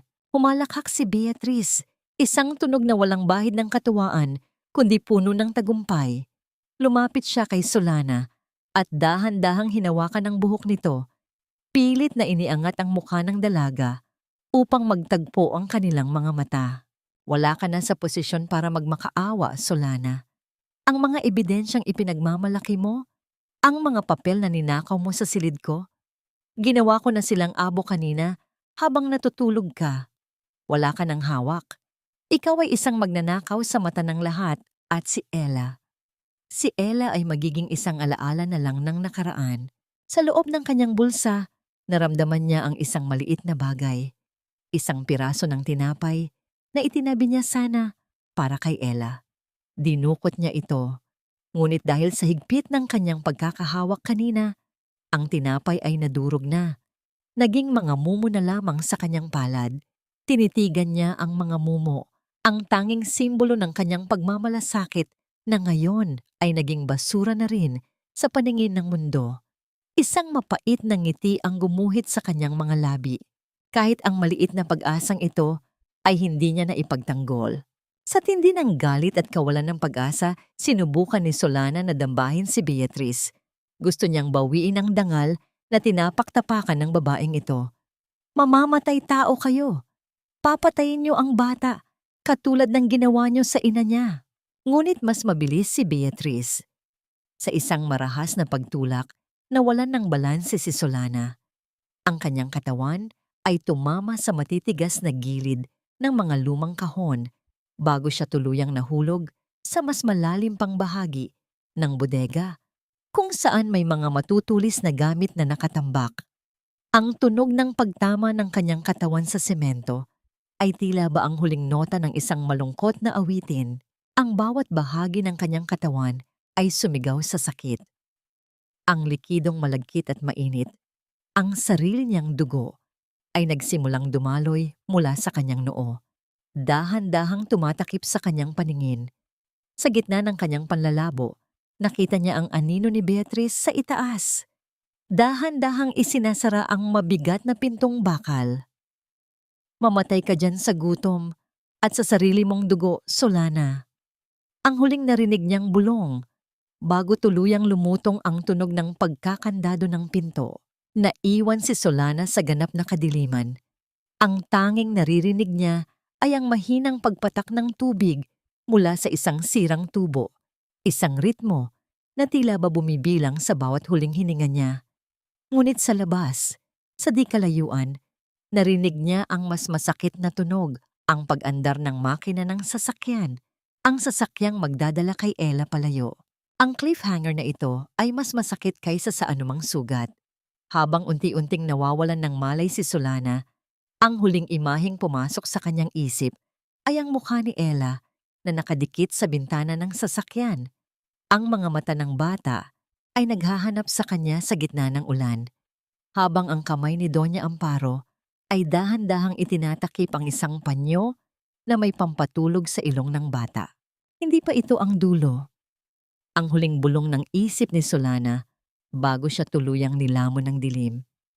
Hindi ako papayag na ang dilim na ito ang huling makikita ko. Ang pinakamadilim na bahagi ng gabi ay hindi ang oras bago ang pagsikat ng araw, kundi ang sandaling tanggap mo na ang iyong pagkatalo. Ngunit sa bawat patak ng dugo, sa malamig na semento, isang binhi ng galit ang dahan-dahang sumisibol. Sa gitna ng kadiliman ng bodega, ang tanging maririnig ay ang mabagal at gurgling na tunog ng paghinga ni Solana. Isang tunog na tila ba nakikipag-agawan sa kamatayan. Ang lamig ng semento ay tila ba humihigop sa huling init ng kanyang katawan. Naramdaman niya ang malapot at mainit na dugo na dahan-dahang namumuo sa kanyang kilay, tumatagas pababa sa kanyang pisngi at humahalo sa alat ng kanyang mga luha. Nay, patawad po. Mahinang bulong ni Solana. Ang kanyang boses ay tila isang hangin na lamang na hindi na marinig. Hindi ko po kayang panindigan ng utang na loob na ito. Pumikit siya, handa ng sumuko. Ngunit sa gitna ng kanyang panlalabo, isang imahe ang pilit na lumalabas sa kanyang isipan. Ang mukha ni Ella habang tinatawag ang kanyang pangalan. Ang mahigpit na kapit ng maliliit na daliri ng bata sa kanyang kamay. Ang amoy ng harina at asukal na naging simbolo ng kanilang panandaliang kaligayahan. Hindi, hindi siya pwedeng mamatay dito. Hindi sa ilalim ng lupa, kasama ng mga basura at kalawang ng mga San Jose. Isang mahinang tunog ng pag-inggit ng mabigat na pinto ang bumasag sa katahimikan. Ang liwanag mula sa pasilyo ay tila ba isang matalim na kutsilyo na sumugat sa kanyang mga mata. Narinig niya ang mabibigat na yabag ng mga sapatos na gawa sa goma. Mga hakbang na hindi kasing tunog ng mga mamahaling sapatos ni na Beatriz. "Solana, iha, nasaan ka?" Ang boses ni Mang Jose ay puno ng takot at pag-aalala. Nang makita niya ang duguang katawan ni Solana sa sulok, mabilis na lumuhod ang matanda. Ang kanyang mga kamay na magaspang ay nanginginig habang dahan-dahang iniangat ang ulo ni Solana. "Diyos ko, anong ginawa nila sa'yo?" Ang tanong ng matanda. Ang kanyang boses ay basag. Kumuha siya ng isang malinis na panyo at dahan-dahang idiniin sa sugat ni Solana upang pigilan ang pag-agos ng dugo. "Mang Jose?" "Si Ella. Kinuha nila siya." Ang pilit na pagsasalita ni Solana, bawat salita ay tila isang saksak sa kanyang dibdib. "Alam ko, iha. Nakita ko silang umalis, pero makinig ka sa akin," bulong ni Mang Jose habang tinutulungan si Solana na maupo. Akala ni Beatriz ay nakuha niya ang lahat. Akala niya ay naging abo na ang lahat ng ebidensya. Pero nagkakamali siya. Dahan-dahang inilabas ni Mang Jose ang isang maliit na digital recorder mula sa kanyang bulsa. Ang recorder na itinago ni Solana sa silid ni Doña Amparo. "Nakuha ko ito bago pa nila mahalughog ang lahat. Narito ang lahat ng usapan nila tungkol sa mga tabletang rosas. Narito ang katotohanan." Sa gitna ng kanyang panghihina, sa gitna ng dugong bumabalot sa kanyang mukha, dahan-dahan siyang ngumiti. Isang ngiting hindi puno ng katuwaan, kundi ng isang nakakatakot na determinasyon. Ang bawat kirot ng kanyang sugat ay naging gasolina sa apoy ng kanyang paghihiganti. Hindi na siya ang biktima. Siya na ang magiging boses ng katarungan. "Mang Jose, tulungan niyo po akong tumayo." Wika ni Solana. Ang kanyang tinig ay naging matigas na tila ba gawa sa bakal. "Hindi ako aalis sa bahay na ito. Babalik ako sa itaas." "Pero iha, ang sugat mo, hayaan niyo sila, Mang Jose. Hayaan niyo silang makita ang ginawa nila sa akin. Gusto kong makita nila ang multo ng kanilang sariling kasamaan." Dahan-dahang tumayo si Solana. Ang kanyang katawan ay nanginginig, ngunit ang kanyang paninindigan ay hindi nayayanig. Gamit ang panyo ni Mang Jose, itinali niya ito sa kanyang noo upang pigilan ang dugo na tila ba isang bandana ng isang mandirigma. Inayos niya ang kanyang gusot-gusot at maduming damit. Sa bawat hakbang niya pataas sa hagdan ng bodega, naramdaman ni Solana ang pagbabago ng kanyang pagkatao. Ang hiya na dating nagpapatitigil sa kanya ay pinalitan ng dangal. Hindi na siya mahihiya sa kanyang kahirapan. Sila ang dapat mahiya sa kanilang kayamanang nababalot ng dugo. Nang marating niya ang pinto ng sala, tumigil siya sandali. Naririnig niya sa loob ang tunog ng pagkakalansing ng mga basong kristal, ang malambing na musika, at ang tawa ni Beatriz na tila ba walang nangyaring krimen. Mabuhay ang bagong ikakasal. Ang narinig niyang sigaw ng isang bisita. Dahan-dahang itinulak ni Solana ang pinto. Ang liwanag ng chandelier sa sala ay tumama sa kanyang duguang anyo. Ang lahat ng tao ay biglang natahimik. Ang musika ay tila ba biglang napatigil sa gitna ng isang nota. Napatayo si Otavio. Ang kanyang baso ay muntik nang mahulog sa sahig. Si Beatriz ay namutla, habang si Doña Amparo ay nanigas sa kanyang kinatatayuan.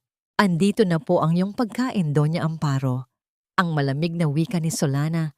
Ang boses ay umalingaw-ngaw sa buong sala. Ngunit baka hindi niyo magustuhan ang lasa dahil ito ay hinaluan ng dugo at ng katotohanan. Ang cliffhanger na ito ay nagpabitin sa lahat. Ano ang gagawin ni Doña Amparo sa harap ng mga bisita Ngayong bumalik ang multo ni Solana. At anong laman ng recorder na hawak ni Mang Jose na maaaring bumago sa kapalaran ng lahat? Ang bawat patak ng dugo sa makintab na puting tiles ng sala ay tila isang tinta na nagsusulat ng katotohanang pilit ibinabaon sa limot. Hindi ito mantsa lamang. Ito ay isang testimonya ng isang kaluluwang tumangging mamatay sa dilim. Ang katahimikan sa sala ay naging kasing bigat ng isang paparating na bagyo. Ang bawat mata ng mga panauhin, mga taong nakasuot ng seda at brilyante, ay nakatuon sa madungis at duguang anyo ni Solana. Ang tunog ng dahan-dahang pagbagsak ng mga butil ng dugo mula sa kanyang noo patungo sa sahig ay tila ba isang orasan na bumibilang sa huling sandali ng kapayapaan ng mga San Jose. Patawarin niyo kami, aking mga kaibigan. Ang boses ni Doña Amparo ay bumasag sa katahimikan. Mabilis na nabawi ang kanyang poise na tila ba ang isang duguang tao sa kanyang harap ay isang maliit na abala lamang. Ang kawawang babaeng ito ay muling inatake ng kanyang malalang sakit sa isip. Masyado siyang naging emosyonal nang malaman niyang kailangan siyang dalhin sa ospital para sa kanyang paggaling. Mabilis na lumapit si Beatriz kay Solana. Ang kanyang mga mata ay nanlilisik sa galit, ngunit ang kanyang mga labi ay nakakurba sa isang mapanlinlang na ngiti para sa mga bisita. Solana, tama na ang drama. Halika na rito. Gagamutin natin ang mga sugat mo. Huwag mong ipahiya ang pamilyang tumulong sa'yo. Hinawakan ni Beatriz ang braso ni Solana ng mahigpit. Ang kanyang mga kuko ay pilit na bumaon sa sariwang pasa ng dalaga. Ngunit sa pagkakataong ito, hindi yuyuko si Solana. Tumingin siya ng diretso sa mga mata ni Otavio. Senyor Otavio, ang boses ni Solana ay malamig at malinaw, walang bahid ng takot. Ang sugat sa aking noo ay maghihilom. Ang sugat sa aking braso ay mawawala. Ngunit ang sugat na ginagawa niyo sa inyong sariling anak, iyon ang kailanman ay hindi niyo mababayaran ng inyong yaman. Sobra na ito. Guard! Ang sigaw ni Doña Amparo hindi na napigilan ng kanyang pagkapahiya. Dalhin siya sa itaas, ikulong siya sa kanyang silid, at huwag hayaang makalabas hanggang hindi dumarating ang mga doktor mula sa pasilidad. Sa sandaling iyon, naramdaman ni Solana ang kaba sa kamay ni Otavio. Alam ng lalaki. Nararamdaman ng kanyang puso ang katotohanan, ngunit ang kanyang isip ay nakakulong pa rin sa pagiging isang masunuring anak. Salamat po, senyor. Bulong ni Solana, sapat lamang para marinig ni Otavio. Ngunit ang panyong ito ay hindi sapat para linisin ang bahay na ito. Dinala si Solana sa itaas, hindi sa bodega, kundi sa isang silid na may matibay na trangka. Sa loob ng kanyang bulsa, mahigpit niyang hinahawakan ang digital recorder na ibinigay ni Mang Jose. Ito ang kanyang huling baraha. Alam niyang bukas ay ang malaking engagement party. Alam niyang iyon ang perpektong entablado para sa kanyang paglalantad. Habang nakaupo sa dilim, narinig ni Solana ang mahinang pag-inggit ng pinto. Akala niya ay si Beatriz na muling mananakit. Ngunit ang pumasok ay si Mang Jose. Dala ang isang maliit na supot ng gamot at isang baso ng gatas na hinaluan ng asukal. Iha, kailangan mong lumakas. Bulong ng matanda habang dahan-dahang nililinis ang sugat ni Solana. Narinig ko ang plano nila. Bukas, pagkatapos ng anunsyo ng kasal, kukunin na nila si Ella sa pasilidad. Wala na silang balak na ibalik ang bata rito. Gagawin nila itong lehitimong baliw upang makuha ni Beatriz ang buong pamamahala sa trust fund. Saan nila dinala si Ella, Mang Jose? Ang tanong ni Solana. Ang boses ay nanginginig sa pag-aalala. Sa lumang bahay bakasyunan sa dulo ng bayan. Bantay sarado ng mga tauhan ni Doña Amparo. Pero huwag kang mag-alala, iha. May isang tao tayong kakampi na hindi nila inaasahan. Sino po? Ang konsensya ni Otavio. Ang tanging sagot ng matanda bago mabilis na lumabas ng silid. Naiwan si Solana na may isang dangling mystery. Ano ang gagawin ni Otavio ngayong alam na niya ang bigat ng kasalanan ng kanyang ina? At sapat ba ang laman ng recorder para pabagsakin ang isang makapangyarihang pamilya sa harap ng buong bansa? Sa labas, ang langit ay nagsisimula nang maging kulay ube, ang hudyat ng huling gabi bago ang paghuhukom. Niyakap ni Solana ang kanyang sarili, pinakikinggan ang bawat pintig ng kanyang puso na tila ba isang martsa patungo sa digmaan. Ang cliffhanger. Habang tinitingnan ni Solana ang bituin sa labas ng bintana, narinig niya ang isang pamilyar na tunog sa ilalim ng kanyang kama, isang mahinang kalos. Nang silipin niya, nakita niya ang isang maliit na stuffed toy na aso, ang paboritong laruan ni Ella. Ngunit may kakaiba rito. May isang maliit na piraso ng papel na nakatusok sa kwelyo ng aso. Binuklat ni Solana ang papel at ang nakasulat doon ay nagpatigil sa kanyang mundo. Nandito ako, Papa. Tulungan mo ako. Ang sulat ay sulat kamay ni Ella. Pero paano ito nakarating sa silid ni Solana kung ang bata ay wala na sa mansyon? May iba pa bang tao sa loob ng bahay na lihim na tumutulong sa kanila? O ito ay isang patibong na inihanda ni Beatrice upang tuluyang makuha ang recorder? Hindi sapat ang hilingin na bumalik ang kahapon kung ang bukas ay winawasak na sa harap ng iyong mga mata. Ang pagsisisi ay isang lason na dahan-dahang pumapatay sa kaluluwa, lalo na kung huli na ang lahat para sa isang patawad. Nakatitig si Otavio sa mga pahina ng lumang notebook na nakita niya sa kanyang mesa, ang mga pahinang sadyang iniwan ni Solana bago ito ikulong. Ang sulat kamay ni Clara, ang kanyang yumaong asawa, ay tila mga tinig mula sa kabilang buhay na humihingi ng katarungan. Ang bawat salita tungkol sa mga kulay rosas na tableta at ang unti-unting paglabo ng kanyang isipan ay tila mga sampal sa mukha ni Otavio. Napakabulag niya. Hinayaan niyang ang sarili niyang ina ang dahan-dahang pumatay sa babaeng minahal niya. At ngayon, ang kasaysayan ay nauulit sa kanyang sariling anak. Sa kabilang bahagi ng mansyon, sa madilim na silid kung saan siya nakakulong, mahigpit na hawak ni Solana ang maliit na stuffed toy ni Ella. Ang sulat sa loob nito ay tila nagbibigay sa kanya ng init sa gitna ng lamig ng gabi. Alam niyang hindi malayo si Ella. Marahil ay itinago lamang ang bata sa isang bahagi ng mansyon bago tuluyang ilipat sa pasilidad. Ang pag-asa ay tila isang maliit na kandila na pilit na pinapanatiling buhay ng kanyang bawat hininga. Isang mahinang tunog ng pagpihit ng susi ang narinig ni Solana. Inakala niyang si Mang Jose na naman ang magdadala ng balita. Ngunit ang aninong pumasok ay mas matangkad at may dalang amoy ng pamilyar na pabango, amoy ng tabako at kalungkutan. Solana, ang mahinang tawag ni Otavio. Hindi siya lumapit ng husto. Tila ba nahihiya siyang madikitan ng liwanag na dala ng katotohanan ni Solana. Nabasa ko ang lahat. Ang notebook ni Clara, ang mga babala niya. Ngayon lang ba, senyor? Ang malamig na tanong ni Solana, ang kanyang boses ay walang bahid ng emosyon. Ngayon niyo lang ba naramdaman ang sakit na 2 taon nang tinitiis ng anak niyo? Ang notebook na yan ay matagal nang sumisigaw, pero pinili niyo ang katahimikan dahil mas madaling magbulag-bulagan kaysa harapin ang sarili niyang ina. Patawarin mo ako. Ang bulong ng lalaki, ang kanyang boses ay basag. Naging mahina ako. Natakot ako na baka totoo ang sinasabi nila.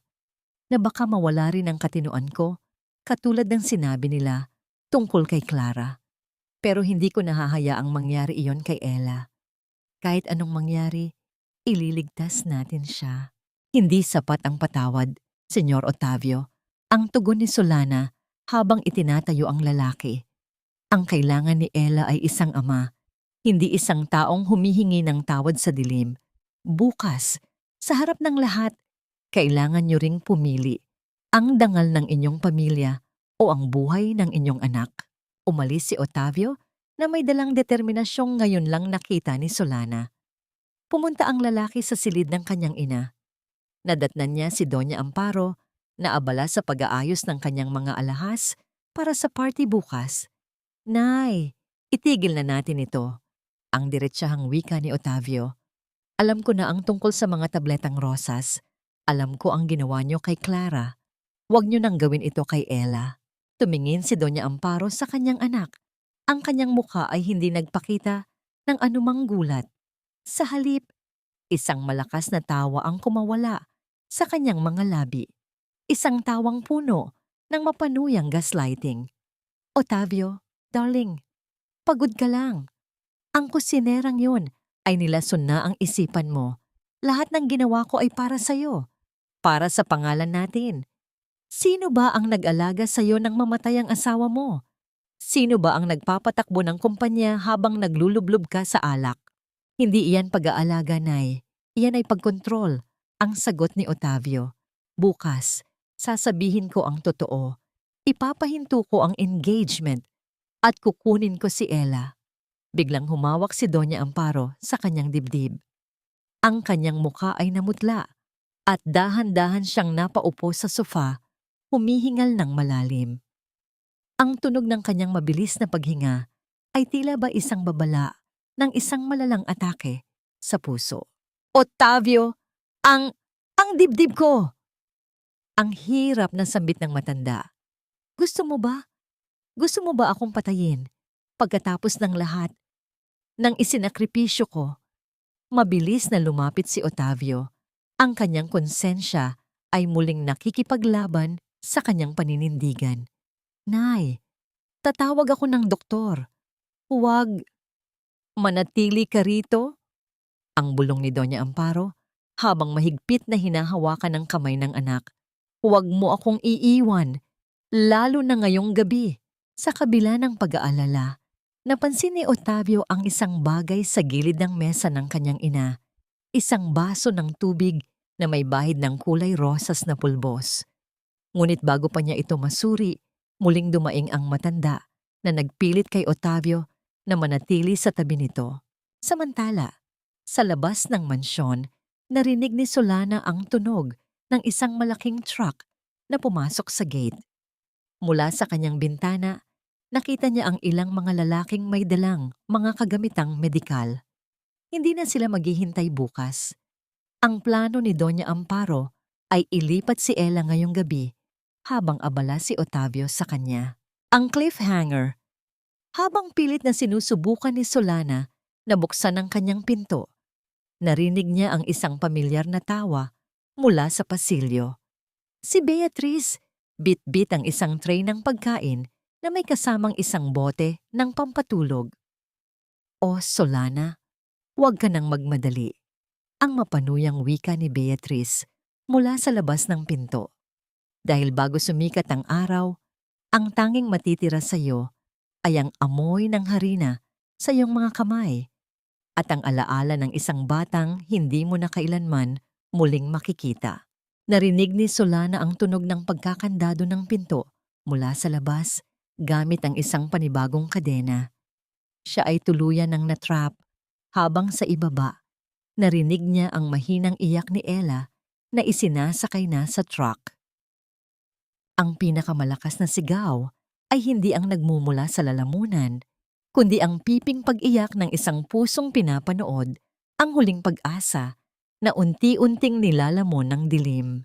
Wala nang mas masakit pa sa tunog ng makina ng truck na unti-unting lumalayo. Ang bawat pag-ikot ng gulong nito ay tila ba pagpunit sa kaluluwa ni Solana. Nakadikit ang kanyang mukha sa malamig na rehas ng bintana. Ang kanyang mga mata ay nanlalabo sa mga luhang hindi na tumitigil sa pag-agos. Sa gitna ng ulan, nakita niya ang huling sulyap ng anino ni Ella sa likod ng truck. Isang maliit na kamay na pilit na kumakapit sa bintana bago ito tuluyang nilamon ng kawalan. Ella, huwag! Pakiusap! Ang paos na hiyaw ni Solana, ngunit ang kanyang boses ay nalunod lamang sa lakas ng buhos ng ulan at sa kapal ng mga pader ng mansyon. Mula sa labas ng kanyang pinto, Narinig niya ang tunog ng pagpihit ng kadena. Ang bawat kalansing ng bakal ay tila ba halakhak ni Beatrice na nagpapaalala sa kanya ng kanyang kawalang kapangyarihan. Umiyak ka lang, Solana. Ang mga luhang yan, ang magsisilbing tubig sa iyong huling hapunan. Ang mapanuyang wika ni Beatrice bago tuluyang tumahimik ang pasilyo. Ngunit sa gitna ng kanyang pagluhod sa sahig, isang mahinang tunog ng pagkayod ang narinig niya mula sa ilalim ng pinto. Isang maliit na metal na panggupit ng yero ang dahan-dahang itulak papasok sa silid. Iha, makinig ka sa akin. Ang boses ni Mang Jose ay galing sa kabilang panig ng pinto. Halos isang bulong na lamang. Hindi ko mabuksan ang kadena mula rito. Baka may makarinig. Pero gamitin mo yan sa rehas ng bintana, sa likod ng banyo. Kinakalawang na yon, kayang-kaya mong putulin. Lumipas ang gabi at sumikat ang araw ng engranding engagement party. Ang mansyon ng mga San Jose ay binalot ng mga puting lila at mamahaling dekorasyon. Isang marangyang balatkayo para sa isang bahay na puno ng kabulukan. Si Beatrice ay parang isang reyna sa kanyang puting bestida. Ang kanyang mga ngiti ay tila ba mga perlas na nakahanay sa kanyang mukha. Samantala, si Doña Amparo ay muling naging ang dakilang matriarch ng pamilya. Tila ba hindi dumaan sa isang atake sa puso kagabi. Ang kanyang boses ay puno ng kagalakan habang kinakausap ang mga maimpluwensyang panauhin at ang mga media na naroon upang kunan ang kasal ng taon. Nasaan si Otavio? Ang tanong ni Doña Amparo sa isa sa mga tauhan. Ang kanyang mga mata ay naghahanap. Nasa kanyang library po, senyora. Ayaw pong lumabas. Ang sagot ng tauhan. Pumasok si Doña Amparo sa library at nadatnan si Otavio na nakatitig sa isang baso ng alak. Otavio, darling, ang mga bisita ay naghihintay na. Huwag mong ipahiya ang pamilya natin sa harap ng buong bansa. Nasaan si Ella, Nay? Ang mahinang tanong ni Otavio. Ang kanyang boses ay tila ba galing sa ilalim ng lupa. Nasa mabuting kamay na siya, anak. Sa pasilidad na pinakamaganda sa bansa. Huwag mo na siyang isipin ngayon. Isipin mo ang kinabukasan mo kay Beatrice. Isipin mo ang kumpanya. Dahan-dahang tumayo si Otavio. Inayos niya ang kanyang tuxedo, ngunit ang kanyang mga mata ay nanatiling patay. Lumabas sila sa sala, kung saan ang mga flash ng kamera ay tila ba mga kidlat na bumubulag sa katotohanan. Magsisimula na ang formal na seremonya. Ang malaking screen sa gitna ng sala ay nagpapakita ng mga larawan nina Otavio at Beatrice, isang slideshow ng kanilang perpektong pag-ibig. Habang naghahanda si Doña Amparo na magbigay ng kanyang talumpati, naramdaman niya ang isang kakaibang lamig sa hangin. Ang mga ilaw sa sala ay dahan-dahang nagdim. Hudyat ng simula ng isang espesyal na video presentation na inihanda ni Beatrice. Ngunit ang video na lumabas ay hindi ang mga larawan ng pag-ibig. Ang cliffhanger. Ang screen ay biglang nag-flicker at nagpakita ng isang madilim na silid. Ang tunog ng isang bata na humihikbi ang umalingaw-ngaw sa buong sala na sinundan ng isang boses na pamilyar sa lahat. Ang boses ni Doña Amparo na malinaw na nagsasabi, "Dagdagan mo ang dosage. Siguraduhin mong hindi na siya makakapagsalita kailanman." Ang lahat ng bisita ay napasinghap. Ang mga kamera ng media ay mabilis na nakatutok sa screen at pagkatapos ay kay Doña Amparo na ngayon ay tila ba naging estatwa sa tindi ng gulat. Mula sa likod ng catering curtains, dahan-dahang lumabas si Solana. Hindi na siya ang duguang katulong na nakita nila kagabi. Suot ang isang malinis, ngunit simpleng puting damit. Bit-bit ang digital recorder sa kanyang kamay. Ang kanyang anyo ay tila ba isang anghel ng paghuhukom. Ang selebrasyon ay tapos na, Doña Amparo. Ang boses ni Solana ay umalingaw-ngaw sa katahimikan ng sala. Dahil ngayon, ang buong mundo na ang makakarinig sa katotohanang matagal niyo nang ibinabaon sa lupa. Ang bawat pagkutitap ng mga lente ng kamera ay tila mga kidlat na humuhusga sa isang kahariang gawa sa buhangin. Sa ilalim ng liwanag ng mga chandelier, ang katotohanan ay hindi na isang bulong sa dilim. Ito ay isang masakit na sigaw na hindi na kayang takpan ng kahit anong mamahaling telang seda. Ang katahimikan sa loob ng engranding sala ng mga San Jose ay kasing bigat ng isang libingan. Ang mga panauhin na kanina lamang ay abala sa pag-inom ng mamahaling alak ay tila mga estatwang hindi makapaniwala sa kanilang nakikita sa malaking screen. Ang boses ni Doña Amparo na umaalingaw-ngaw sa mga speaker, malamig, tapat at tuso, ay tila isang kumpas ng kamatayan para sa dangal ng kanilang pamilya. Patayin niyo yan! Isang paninira lamang ang lahat ng yan! Ang hiyaw ni Doña Amparo. Ang kanyang mukha, na dati ay puno ng kapayapaan at awtoridad, ay ngayon ay nababalot ng matinding takot at pait. Ang kanyang mga kamay ay nanginginig habang pilit na itinuturo ang screen, ngunit walang sino man sa kanyang mga tauhan ang gumalaw. Ang lahat ay nakapako ang paningin sa duguang nakaraan na ngayon ay bumabangon sa harap nila. Dahan-dahang naglakad si Solana patungo sa gitna ng entablado. Ang bawat hakbang niya sa ibabaw ng pulang carpet ay tila ba pagbawi sa bawat sentimetro ng dignidad na ninakaw sa kanya. Ang kanyang puting damit ay nagmistulang isang baluti. Sa harap ng mga taong dati ay tinitignan lamang siya bilang isang basura.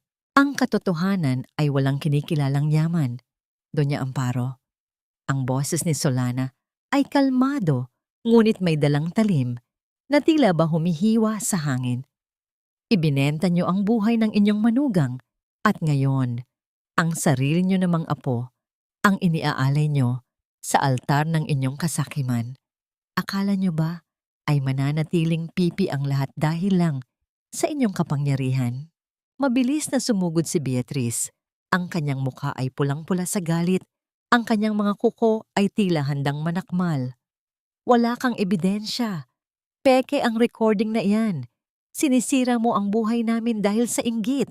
Ngunit bago pa man makalapit si Beatrice, isang matigas na kamay ang humawak sa kanyang braso. Si Otavio. Ang lalaki ay nakatayo sa tabi ni Solana. Ang kanyang mga mata ay nanunuyo sa tindi ng sakit at pagsisisi. Ang kanyang pagkakahawak kay Beatrice ay hindi pagkakahawak ng isang mangingibig, kundi ng isang taong sawang-sawa na sa mga kasinungalingan. Bitawan mo ako, Otavio. Darling, naniniwala ka ba sa katulong na ito? Ang pagsusumamo ni Beatrice, ngunit ang lalaki ay hindi man lang siya tiningnan. Sa gitna ng kaguluhan, nakita niya ang isang maliit na bata sa gilid ng hagdan. Hindi si Ella, kundi ang anak ng isa sa mga bisita na may hawak na isang piraso ng strawberry cake. Ang batang iyon ay nakatingin sa kanya nang may inosenteng pagtataka. Naalala ni Solana ang bawat cake na ginawa niya para kay Ella na hinaluan niya ng pagmamahal, mga pagkaing winasak ni na Doña Amparo. Isang mapait na luha ang dahan-dahang gumulong sa kanyang pisngi. Hindi siya narito para sa paghihiganti. Narito siya para sa isang inosenteng buhay na kinuha sa kanya. Kinuha niya ang maliit na hair clip ni Ella mula sa kanyang bulsa at mahigpit itong hinawakan. Ang dulo ng butterfly clip ay bumaon sa kanyang palad. Nagpapaalala sa kanya na kailangan niyang matapos ang laban na ito. Otavio, makinig ka sa akin. Ang pilit na pagsasalita ni Doña Amparo, ang kanyang boses ay nanginginig na. Ginawa ko lang ang lahat para sa'yo, para sa kumpanya. Para sa akin? Ang sagot ni Otavio, ang boses ay puno ng pait. Pinatay niyo ang asawa ko sa pamamagitan ng mga tabletang yon. At ngayon, ang anak ko naman, Nay, hindi ka na naging ina. Naging halimaw ka na para sa pera. Sa sandaling iyon, ang tunog ng pagbukas ng malaking pinto ng mansyon ay umaling-awngaw sa buong sala. Ngunit hindi ito mga bagong panauhin. Ang mga tauhan ng National Bureau of Investigation NBI, ay pumasok, kasunod ang ilang mga doktor na eksperto sa neurotoxicology. Kasama nila si Mang Jose, na buong tapang na tumayo bilang saksi. Doña Amparo San Jose at Beatriz Mondragon, wika ng opisyal habang inilalabas ang warrant. Kayo ay inaaresto sa mga kasong child abuse, illegal detention, at attempted murder. Ang mga flash ng camera ay naging mas mabilis. Ang bawat sandali ng pagkapahiya ni na Doña Amparo at Beatriz ay naitala para sa buong mundo. Ang hiya na kinatakutan ng matanda ng buong buhay niya ay ngayon ay naging isang malaking baha na lumulunod sa kanya. Ngunit ang tagumpay ay tila may kulang pa rin. Tumingin si Solana sa paligid. Ang kanyang puso ay nagsisimulang kabahan. Nasaan si Ella? Ang tanong niya sa isang opisyal. Nasaan ang truck na nagdala sa kanya? Tumahimik ang opisyal. Ang kanyang muka ay nagpakita ng matinding pag-aalala. Solana, ang truck na magdadala sana kay Ella sa pasilidad, natagpuan itong abandonado sa dulo ng highway. Ang mga tauhan ni Doña Amparo ay tumakas. At si Ella? Ang sigaw ni Solana. Ang kanyang mundo ay tila muling gumuho. Wala ang bata sa loob ng truck, Solana. May nakakita sa isang babaeng hindi kilala na kumuha sa kanya bago pa dumating ang mga awtoridad. Ang cliffhanger. Habang ang mga pulis ay pilit na pinapasok sa sasakyan sina Doña Amparo at Beatriz, isang pamilyar na tunog ng isang cellphone ang narinig ni Solana mula sa kanyang bulsa. Isang unknown number. Nang sagutin niya ito, tanging isang mahinang tunog ng pag-inggit ng swing ang narinig niya na sinundan ng isang pamilyar at nakakatakot na bulong. Tapos na ang palabas mo sa mansyon, Solana. Pero ang laro natin ni Ella, ngayon pa lang magsisimula. Ang boses ay hindi kay Doña Amparo, hindi rin kay Beatriz. Ito ay isang boses na matagal nang akala ni Solana ay bahagi na lamang ng nakaraan. Sino ang kumuha kay Ella? At anong misteryo ang nakatago sa likod ng boses na tila ba alam ang bawat galaw ni Solana? Ang bawat imperyong itinayo sa kasinungalingan ay nakatadhanang gumuho, hindi dahil sa lakas ng bagyo, kundi dahil sa bulok na pundasyon ng sarili nitong budhi. Sa huli, ang katotohanan ay parang tubig sa dagat. Gaano mo man subukang ikulong sa iyong mga kamay, makakahanap ito ng butas upang dumaloy. Nanginginig ang mga kamay ni Solana habang nakadikit ang telepono sa kanyang tainga. Ang boses na yon, malamig at tila nanggagaling sa kabilang buhay, ay nagpatigil sa takbo ng kanyang mundo. Ngunit bago pa siya makasigaw, naramdaman niya ang isang kamay sa kanyang balikat.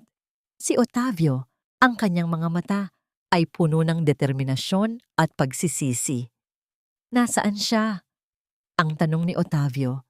Ang boses ay mababa, ngunit may awtoridad. Hindi nakasagot si Solana, ngunit ang boses sa telepono ay muling nagsalita. Nasa dampa kami sa tabing dagat sa Solana, sa lugar kung saan ang hangin ay hindi amoy lason ng mga San Jose.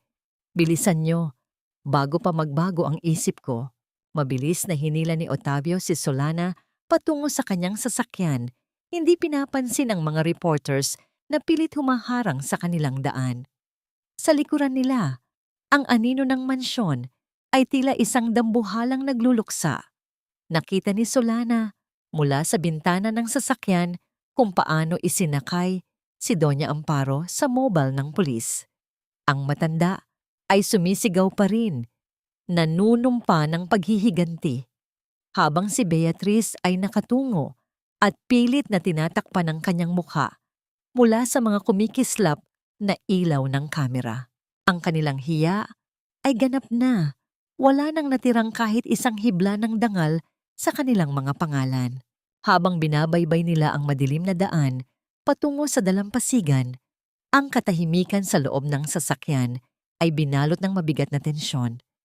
Ang tanging naririnig ay ang mabilis na paghampas ng wiper sa bintana dahil sa lumalakas na ulan. Solana! Ang basag na boses ni Otavio ang bumasag sa katahimikan. Salamat.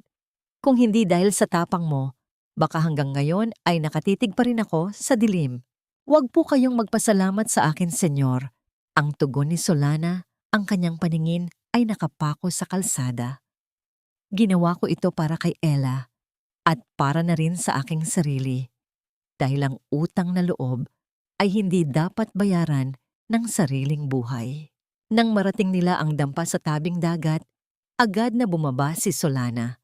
Ang amoy ng dagat ay humalo sa lamig ng ulan.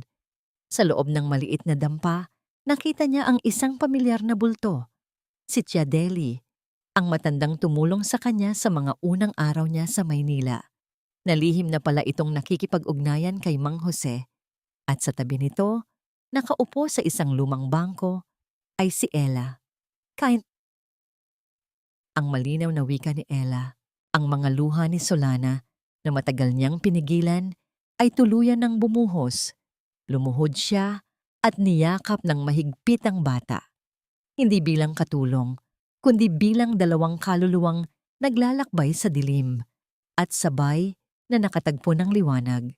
Naramdaman ni Solana ang mga kamay ni Ella na humahaplos sa kanyang buhok. Tila ba ang bata naman ang nagpapatahan sa kanya. Sa likuran nila, nakatayo si Otavio, tahimik na umiiyak habang pinapanood ang tagpong iyon. Alam ng lalaki na sa sandaling iyon, ang kanyang yaman ay walang halaga kumpara sa kapayapaang nakikita niya sa pagitan ng dalawa. Tapos na, Ella, ligtas na tayo. Bulong ni Solana sa pagitan ng kanyang mga hikbi. Lumipas ang mga oras at ang umaga ay dahan-dahang sumilip sa dalampasigan. Ang langit ay naging kulay rosas at asul, malayo sa kadiliman ng mansyon. Ngunit ang katarungan ay may kasama ring pagtatapos. Habang naghahanda silang umalis, lumapit si Otavio kay Solana. Solana, bumalik na tayo sa mansyon. Lilinisin natin ang lahat. Ikaw ang magiging tagapamahala ng lahat ng kailangan ni Ella. Hinding-hindi ka na magiging katulong muli. Gusto kong maging bahagi ka ng pamilyang ito, hindi bilang manggagawa, kundi bilang asawa ko. Tumingin si Solana sa mansyong nakatayo sa tuktok ng burol. Pagkatapos ay tumingin siya sa dagat na malaya at walang hanggan. Isang mapait, ngunit matamis na ngiti ang gumuhit sa kanyang mga labi. Ang cliffhanger, dahan-dahang inalis ni Solana ang kanyang kamay mula sa pagkakahawak ni Otavio. Tumingin siya kay Ella na ngayon ay mahigpit na nakahawak sa kanyang laylayan. Senyor Otavio, ang wika ni Solana, ang boses ay puno ng kapayapaan. Ang mansyon niyo ay puno ng mga ala-ala ng dugo at pait. Hindi ko kailangan ng korona mula sa isang kahariang gumuho na. Ang kailangan ko ay ang mahanap muli ang sarili ko sa labas ng mga pader na yon. Nanlaki ang mga mata ni Otavio. Hindi niya inakala na tatanggihan ni Solana ang pagkakataong maging reyna ng mga San Jose. Ngunit Solana, paano si Ella? Paano tayo? Si Ella ang pipili, senyor. Ang tugon ni Solana habang tinitignan ng bata. Ang cliffhanger na ito ay nag-iwan ng tanong. Sasama ba si Ella sa kanyang ama, pabalik sa marangyang buhay, o pipiliin niyang sumama kay Solana patungo sa isang kinabukasang walang katiyakan ngunit puno ng tunay na kalayaan? At kaya bang bitawan ni Otavio ang lahat upang sundan ang babaeng nagturo sa kanya kung paano muling magmahal?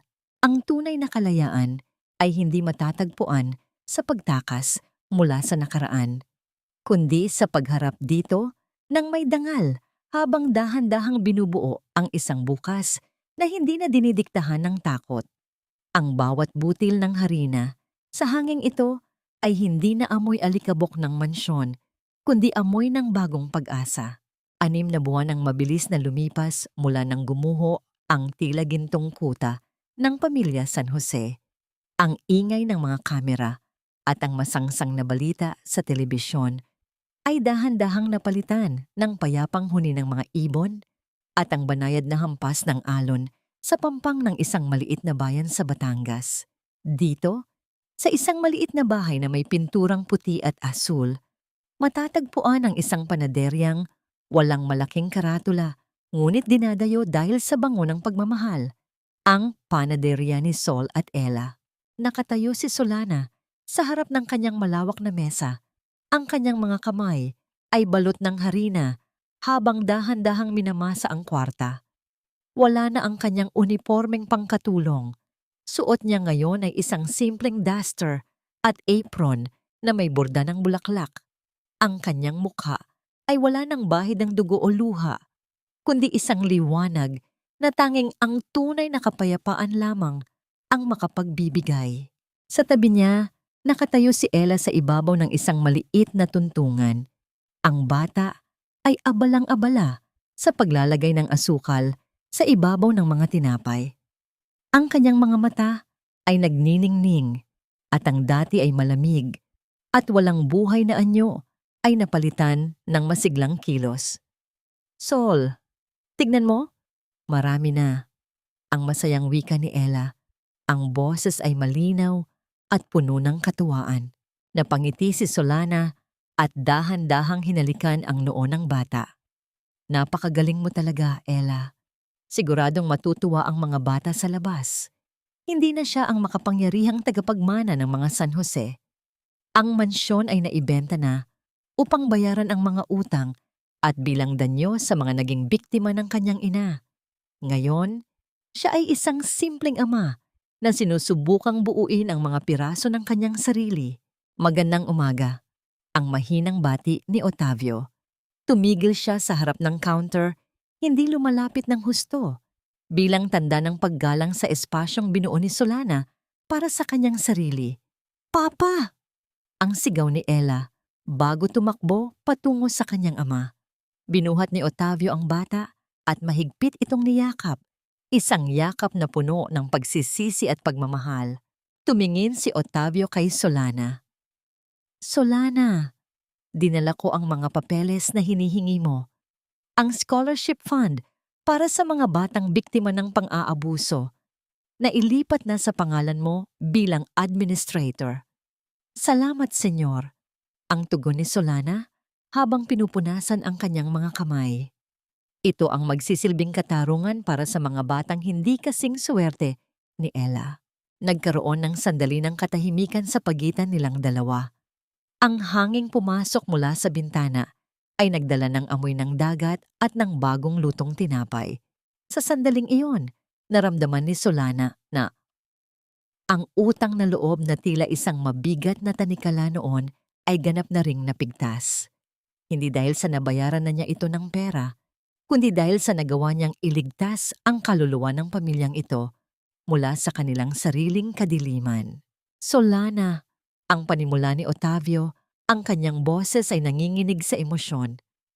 Alam kong tinanggihan mo ang alok ko noon, pero hanggang ngayon, umaasa pa rin ako. Hindi bilang amo mo, kundi bilang isang lalaking natutong magmahal dahil sa'yo. May puwang pa ba ako sa bagong buhay niyo?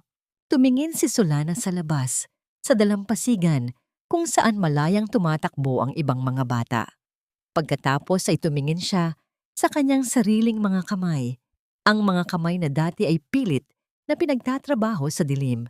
Ngunit ngayon ay lumilikha ng tamis para sa iba. Senyor Otavio, ang wika ni Solana, ang boses ay puno ng katatagan. Ang pagmamahal ay hindi hinihiling. Ito ay pinagsisikapan. Ang pinto ng panaderyang ito ay laging bukas para sa isang amang nagmamahal sa kanyang anak. Pero ang pinto ng puso ko, hayaan nating ang panahon ang dahan-dahang magbukas niyon. Sa ngayon, ang kalayaan ko ang pinakamahalagang bagay na meron ako. Nangiti si Otavio, isang ngiting may halong pait, ngunit may tanggap na katotohanan. Maghihintay ako, Solana, kahit gaano katagal. Kahit kailangang pumila ako araw-araw sa labas ng pintong ito para lamang sa isang piraso ng tinapay mo. Ang cliffhanger. Habang naglalakad si Otavio palabas bitbit ang supot ng tinapay, may isang itim na sasakyan ang dahan-dahang huminto sa tapat ng panaderya. Bumukas ang bintana nito At isang pamilyar na mukha ang sumungaw, si Mang Jose, na may dalang balita mula sa lungsod. "Solana, iha," ang tawag ng matanda. May sulat na dumating mula sa korte. Ang huling apela ni na Doña Amparo at Beatriz ibinasura na. Selyado na ang kanilang hatol. Naramdaman ni Solana ang isang huling bugso ng emosyon. Ngunit sa halip na galit, ang naramdaman niya ay isang malalim na buntong hininga. Ang lahat ay nasa tamang lugar na. Ngunit ang tunay na cliffhanger ay ang huling sinabi ni Mang Jose bago siya umalis. At Solana, bago tuluyang isara ang kaso, may isang bagay na nahanap ang mga awtoridad sa ilalim ng sahig ng mansyon. Isang lihim na hindi alam kahit ni Doña Amparo. Isang lihim tungkol sa tunay mong pinagmulan. Nanigas si Solana sa kanyang kinatatayuan. Ang lihim na yon ay tila ba isang panibagong bagyong nagbabadyang dumating. Sino nga ba talaga siya? Bakit siya ang napiling magsilbi sa mga San Jose? Ang amoy ng bagong lutong tinapay na humahalo sa alat ng simoy ng dagat ay ang huling selyo ng katahimikan para sa buhay ni Solana at Ella. Wala na ang pait. Tanging ang tamis na lamang ng kalayaang pinagsikapan ay ang nananatili sa bawat hininga ng hapon. Mga mahal kong tagapakinig, maraming salamat sa pagsama sa amin hanggang sa huling yugto ng paglalakbay na ito.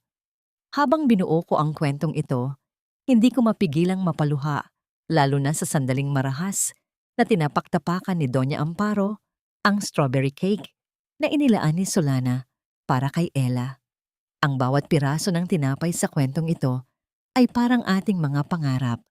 Kailangang mamasang mabuti, kailangang dumaan sa matinding init ng pagsubok bago ito maging malambot at masarap sa panlasa ng ating tagumpay. Ang sining ng pagmamasa ay parang paghubog sa ating sariling tadhana. Kailangan ang sapat na diin at tiyaga upang mahanap ang tamang timpla ng ating dangal. Ang kwentong ito ay hango sa mga totoong damdamin at pagpupursige ng maraming kababaihan sa ating lipunan na patuloy na lumalaban para sa kanilang mga mahal sa buhay. Nais kong itanong sa inyo, sa inyong palagay, tama ba ang naging desisyon ni Solana na piliin ang kanyang payapang panaderya kaysa sa marangyang trono ng pamilya San Jose? O sapat na ba ang pagsisisi ni Otavio para sa inyong kapatawaran? Habang nakikinig po kayo, nasaan po kayo ngayon? Marahil ay abala sa pagluluto, nag-aayos ng bahay, o nagpapahinga matapos ang isang nakakapagod na araw. Ibahagi niyo naman po sa amin ang inyong nararamdaman at ang inyong sariling kwento sa comment section sa ibaba. Gusto naming malaman na hindi kami nag-iisa sa pakikinig sa pintig ng mga pusong nagmamahal. Huwag niyo rin pong kalimutang i-like at i-share ang video na ito bilang suporta sa ating komunidad ng mga kwentong may puso. Naway magsilbing inspirasyon sa inyo ang katatagan ni Solana. Hanggang sa muli nating pagkikita sa susunod na kwento, naway manatiling matamis ang inyong bawat araw at puno ng pag-asa ang inyong mga puso. Mag-ingat po kayo palagi. Pamagat ng kwento, ang panadiriya ng kalayaan at ang lihim ng mga San Jose paunawa. Ang lahat ng mga tauhan at sitwasyon sa kwentong ito ay katang-isip lamang na nilikha para sa layuning libangan at upang maghatid ng positibong mensahe.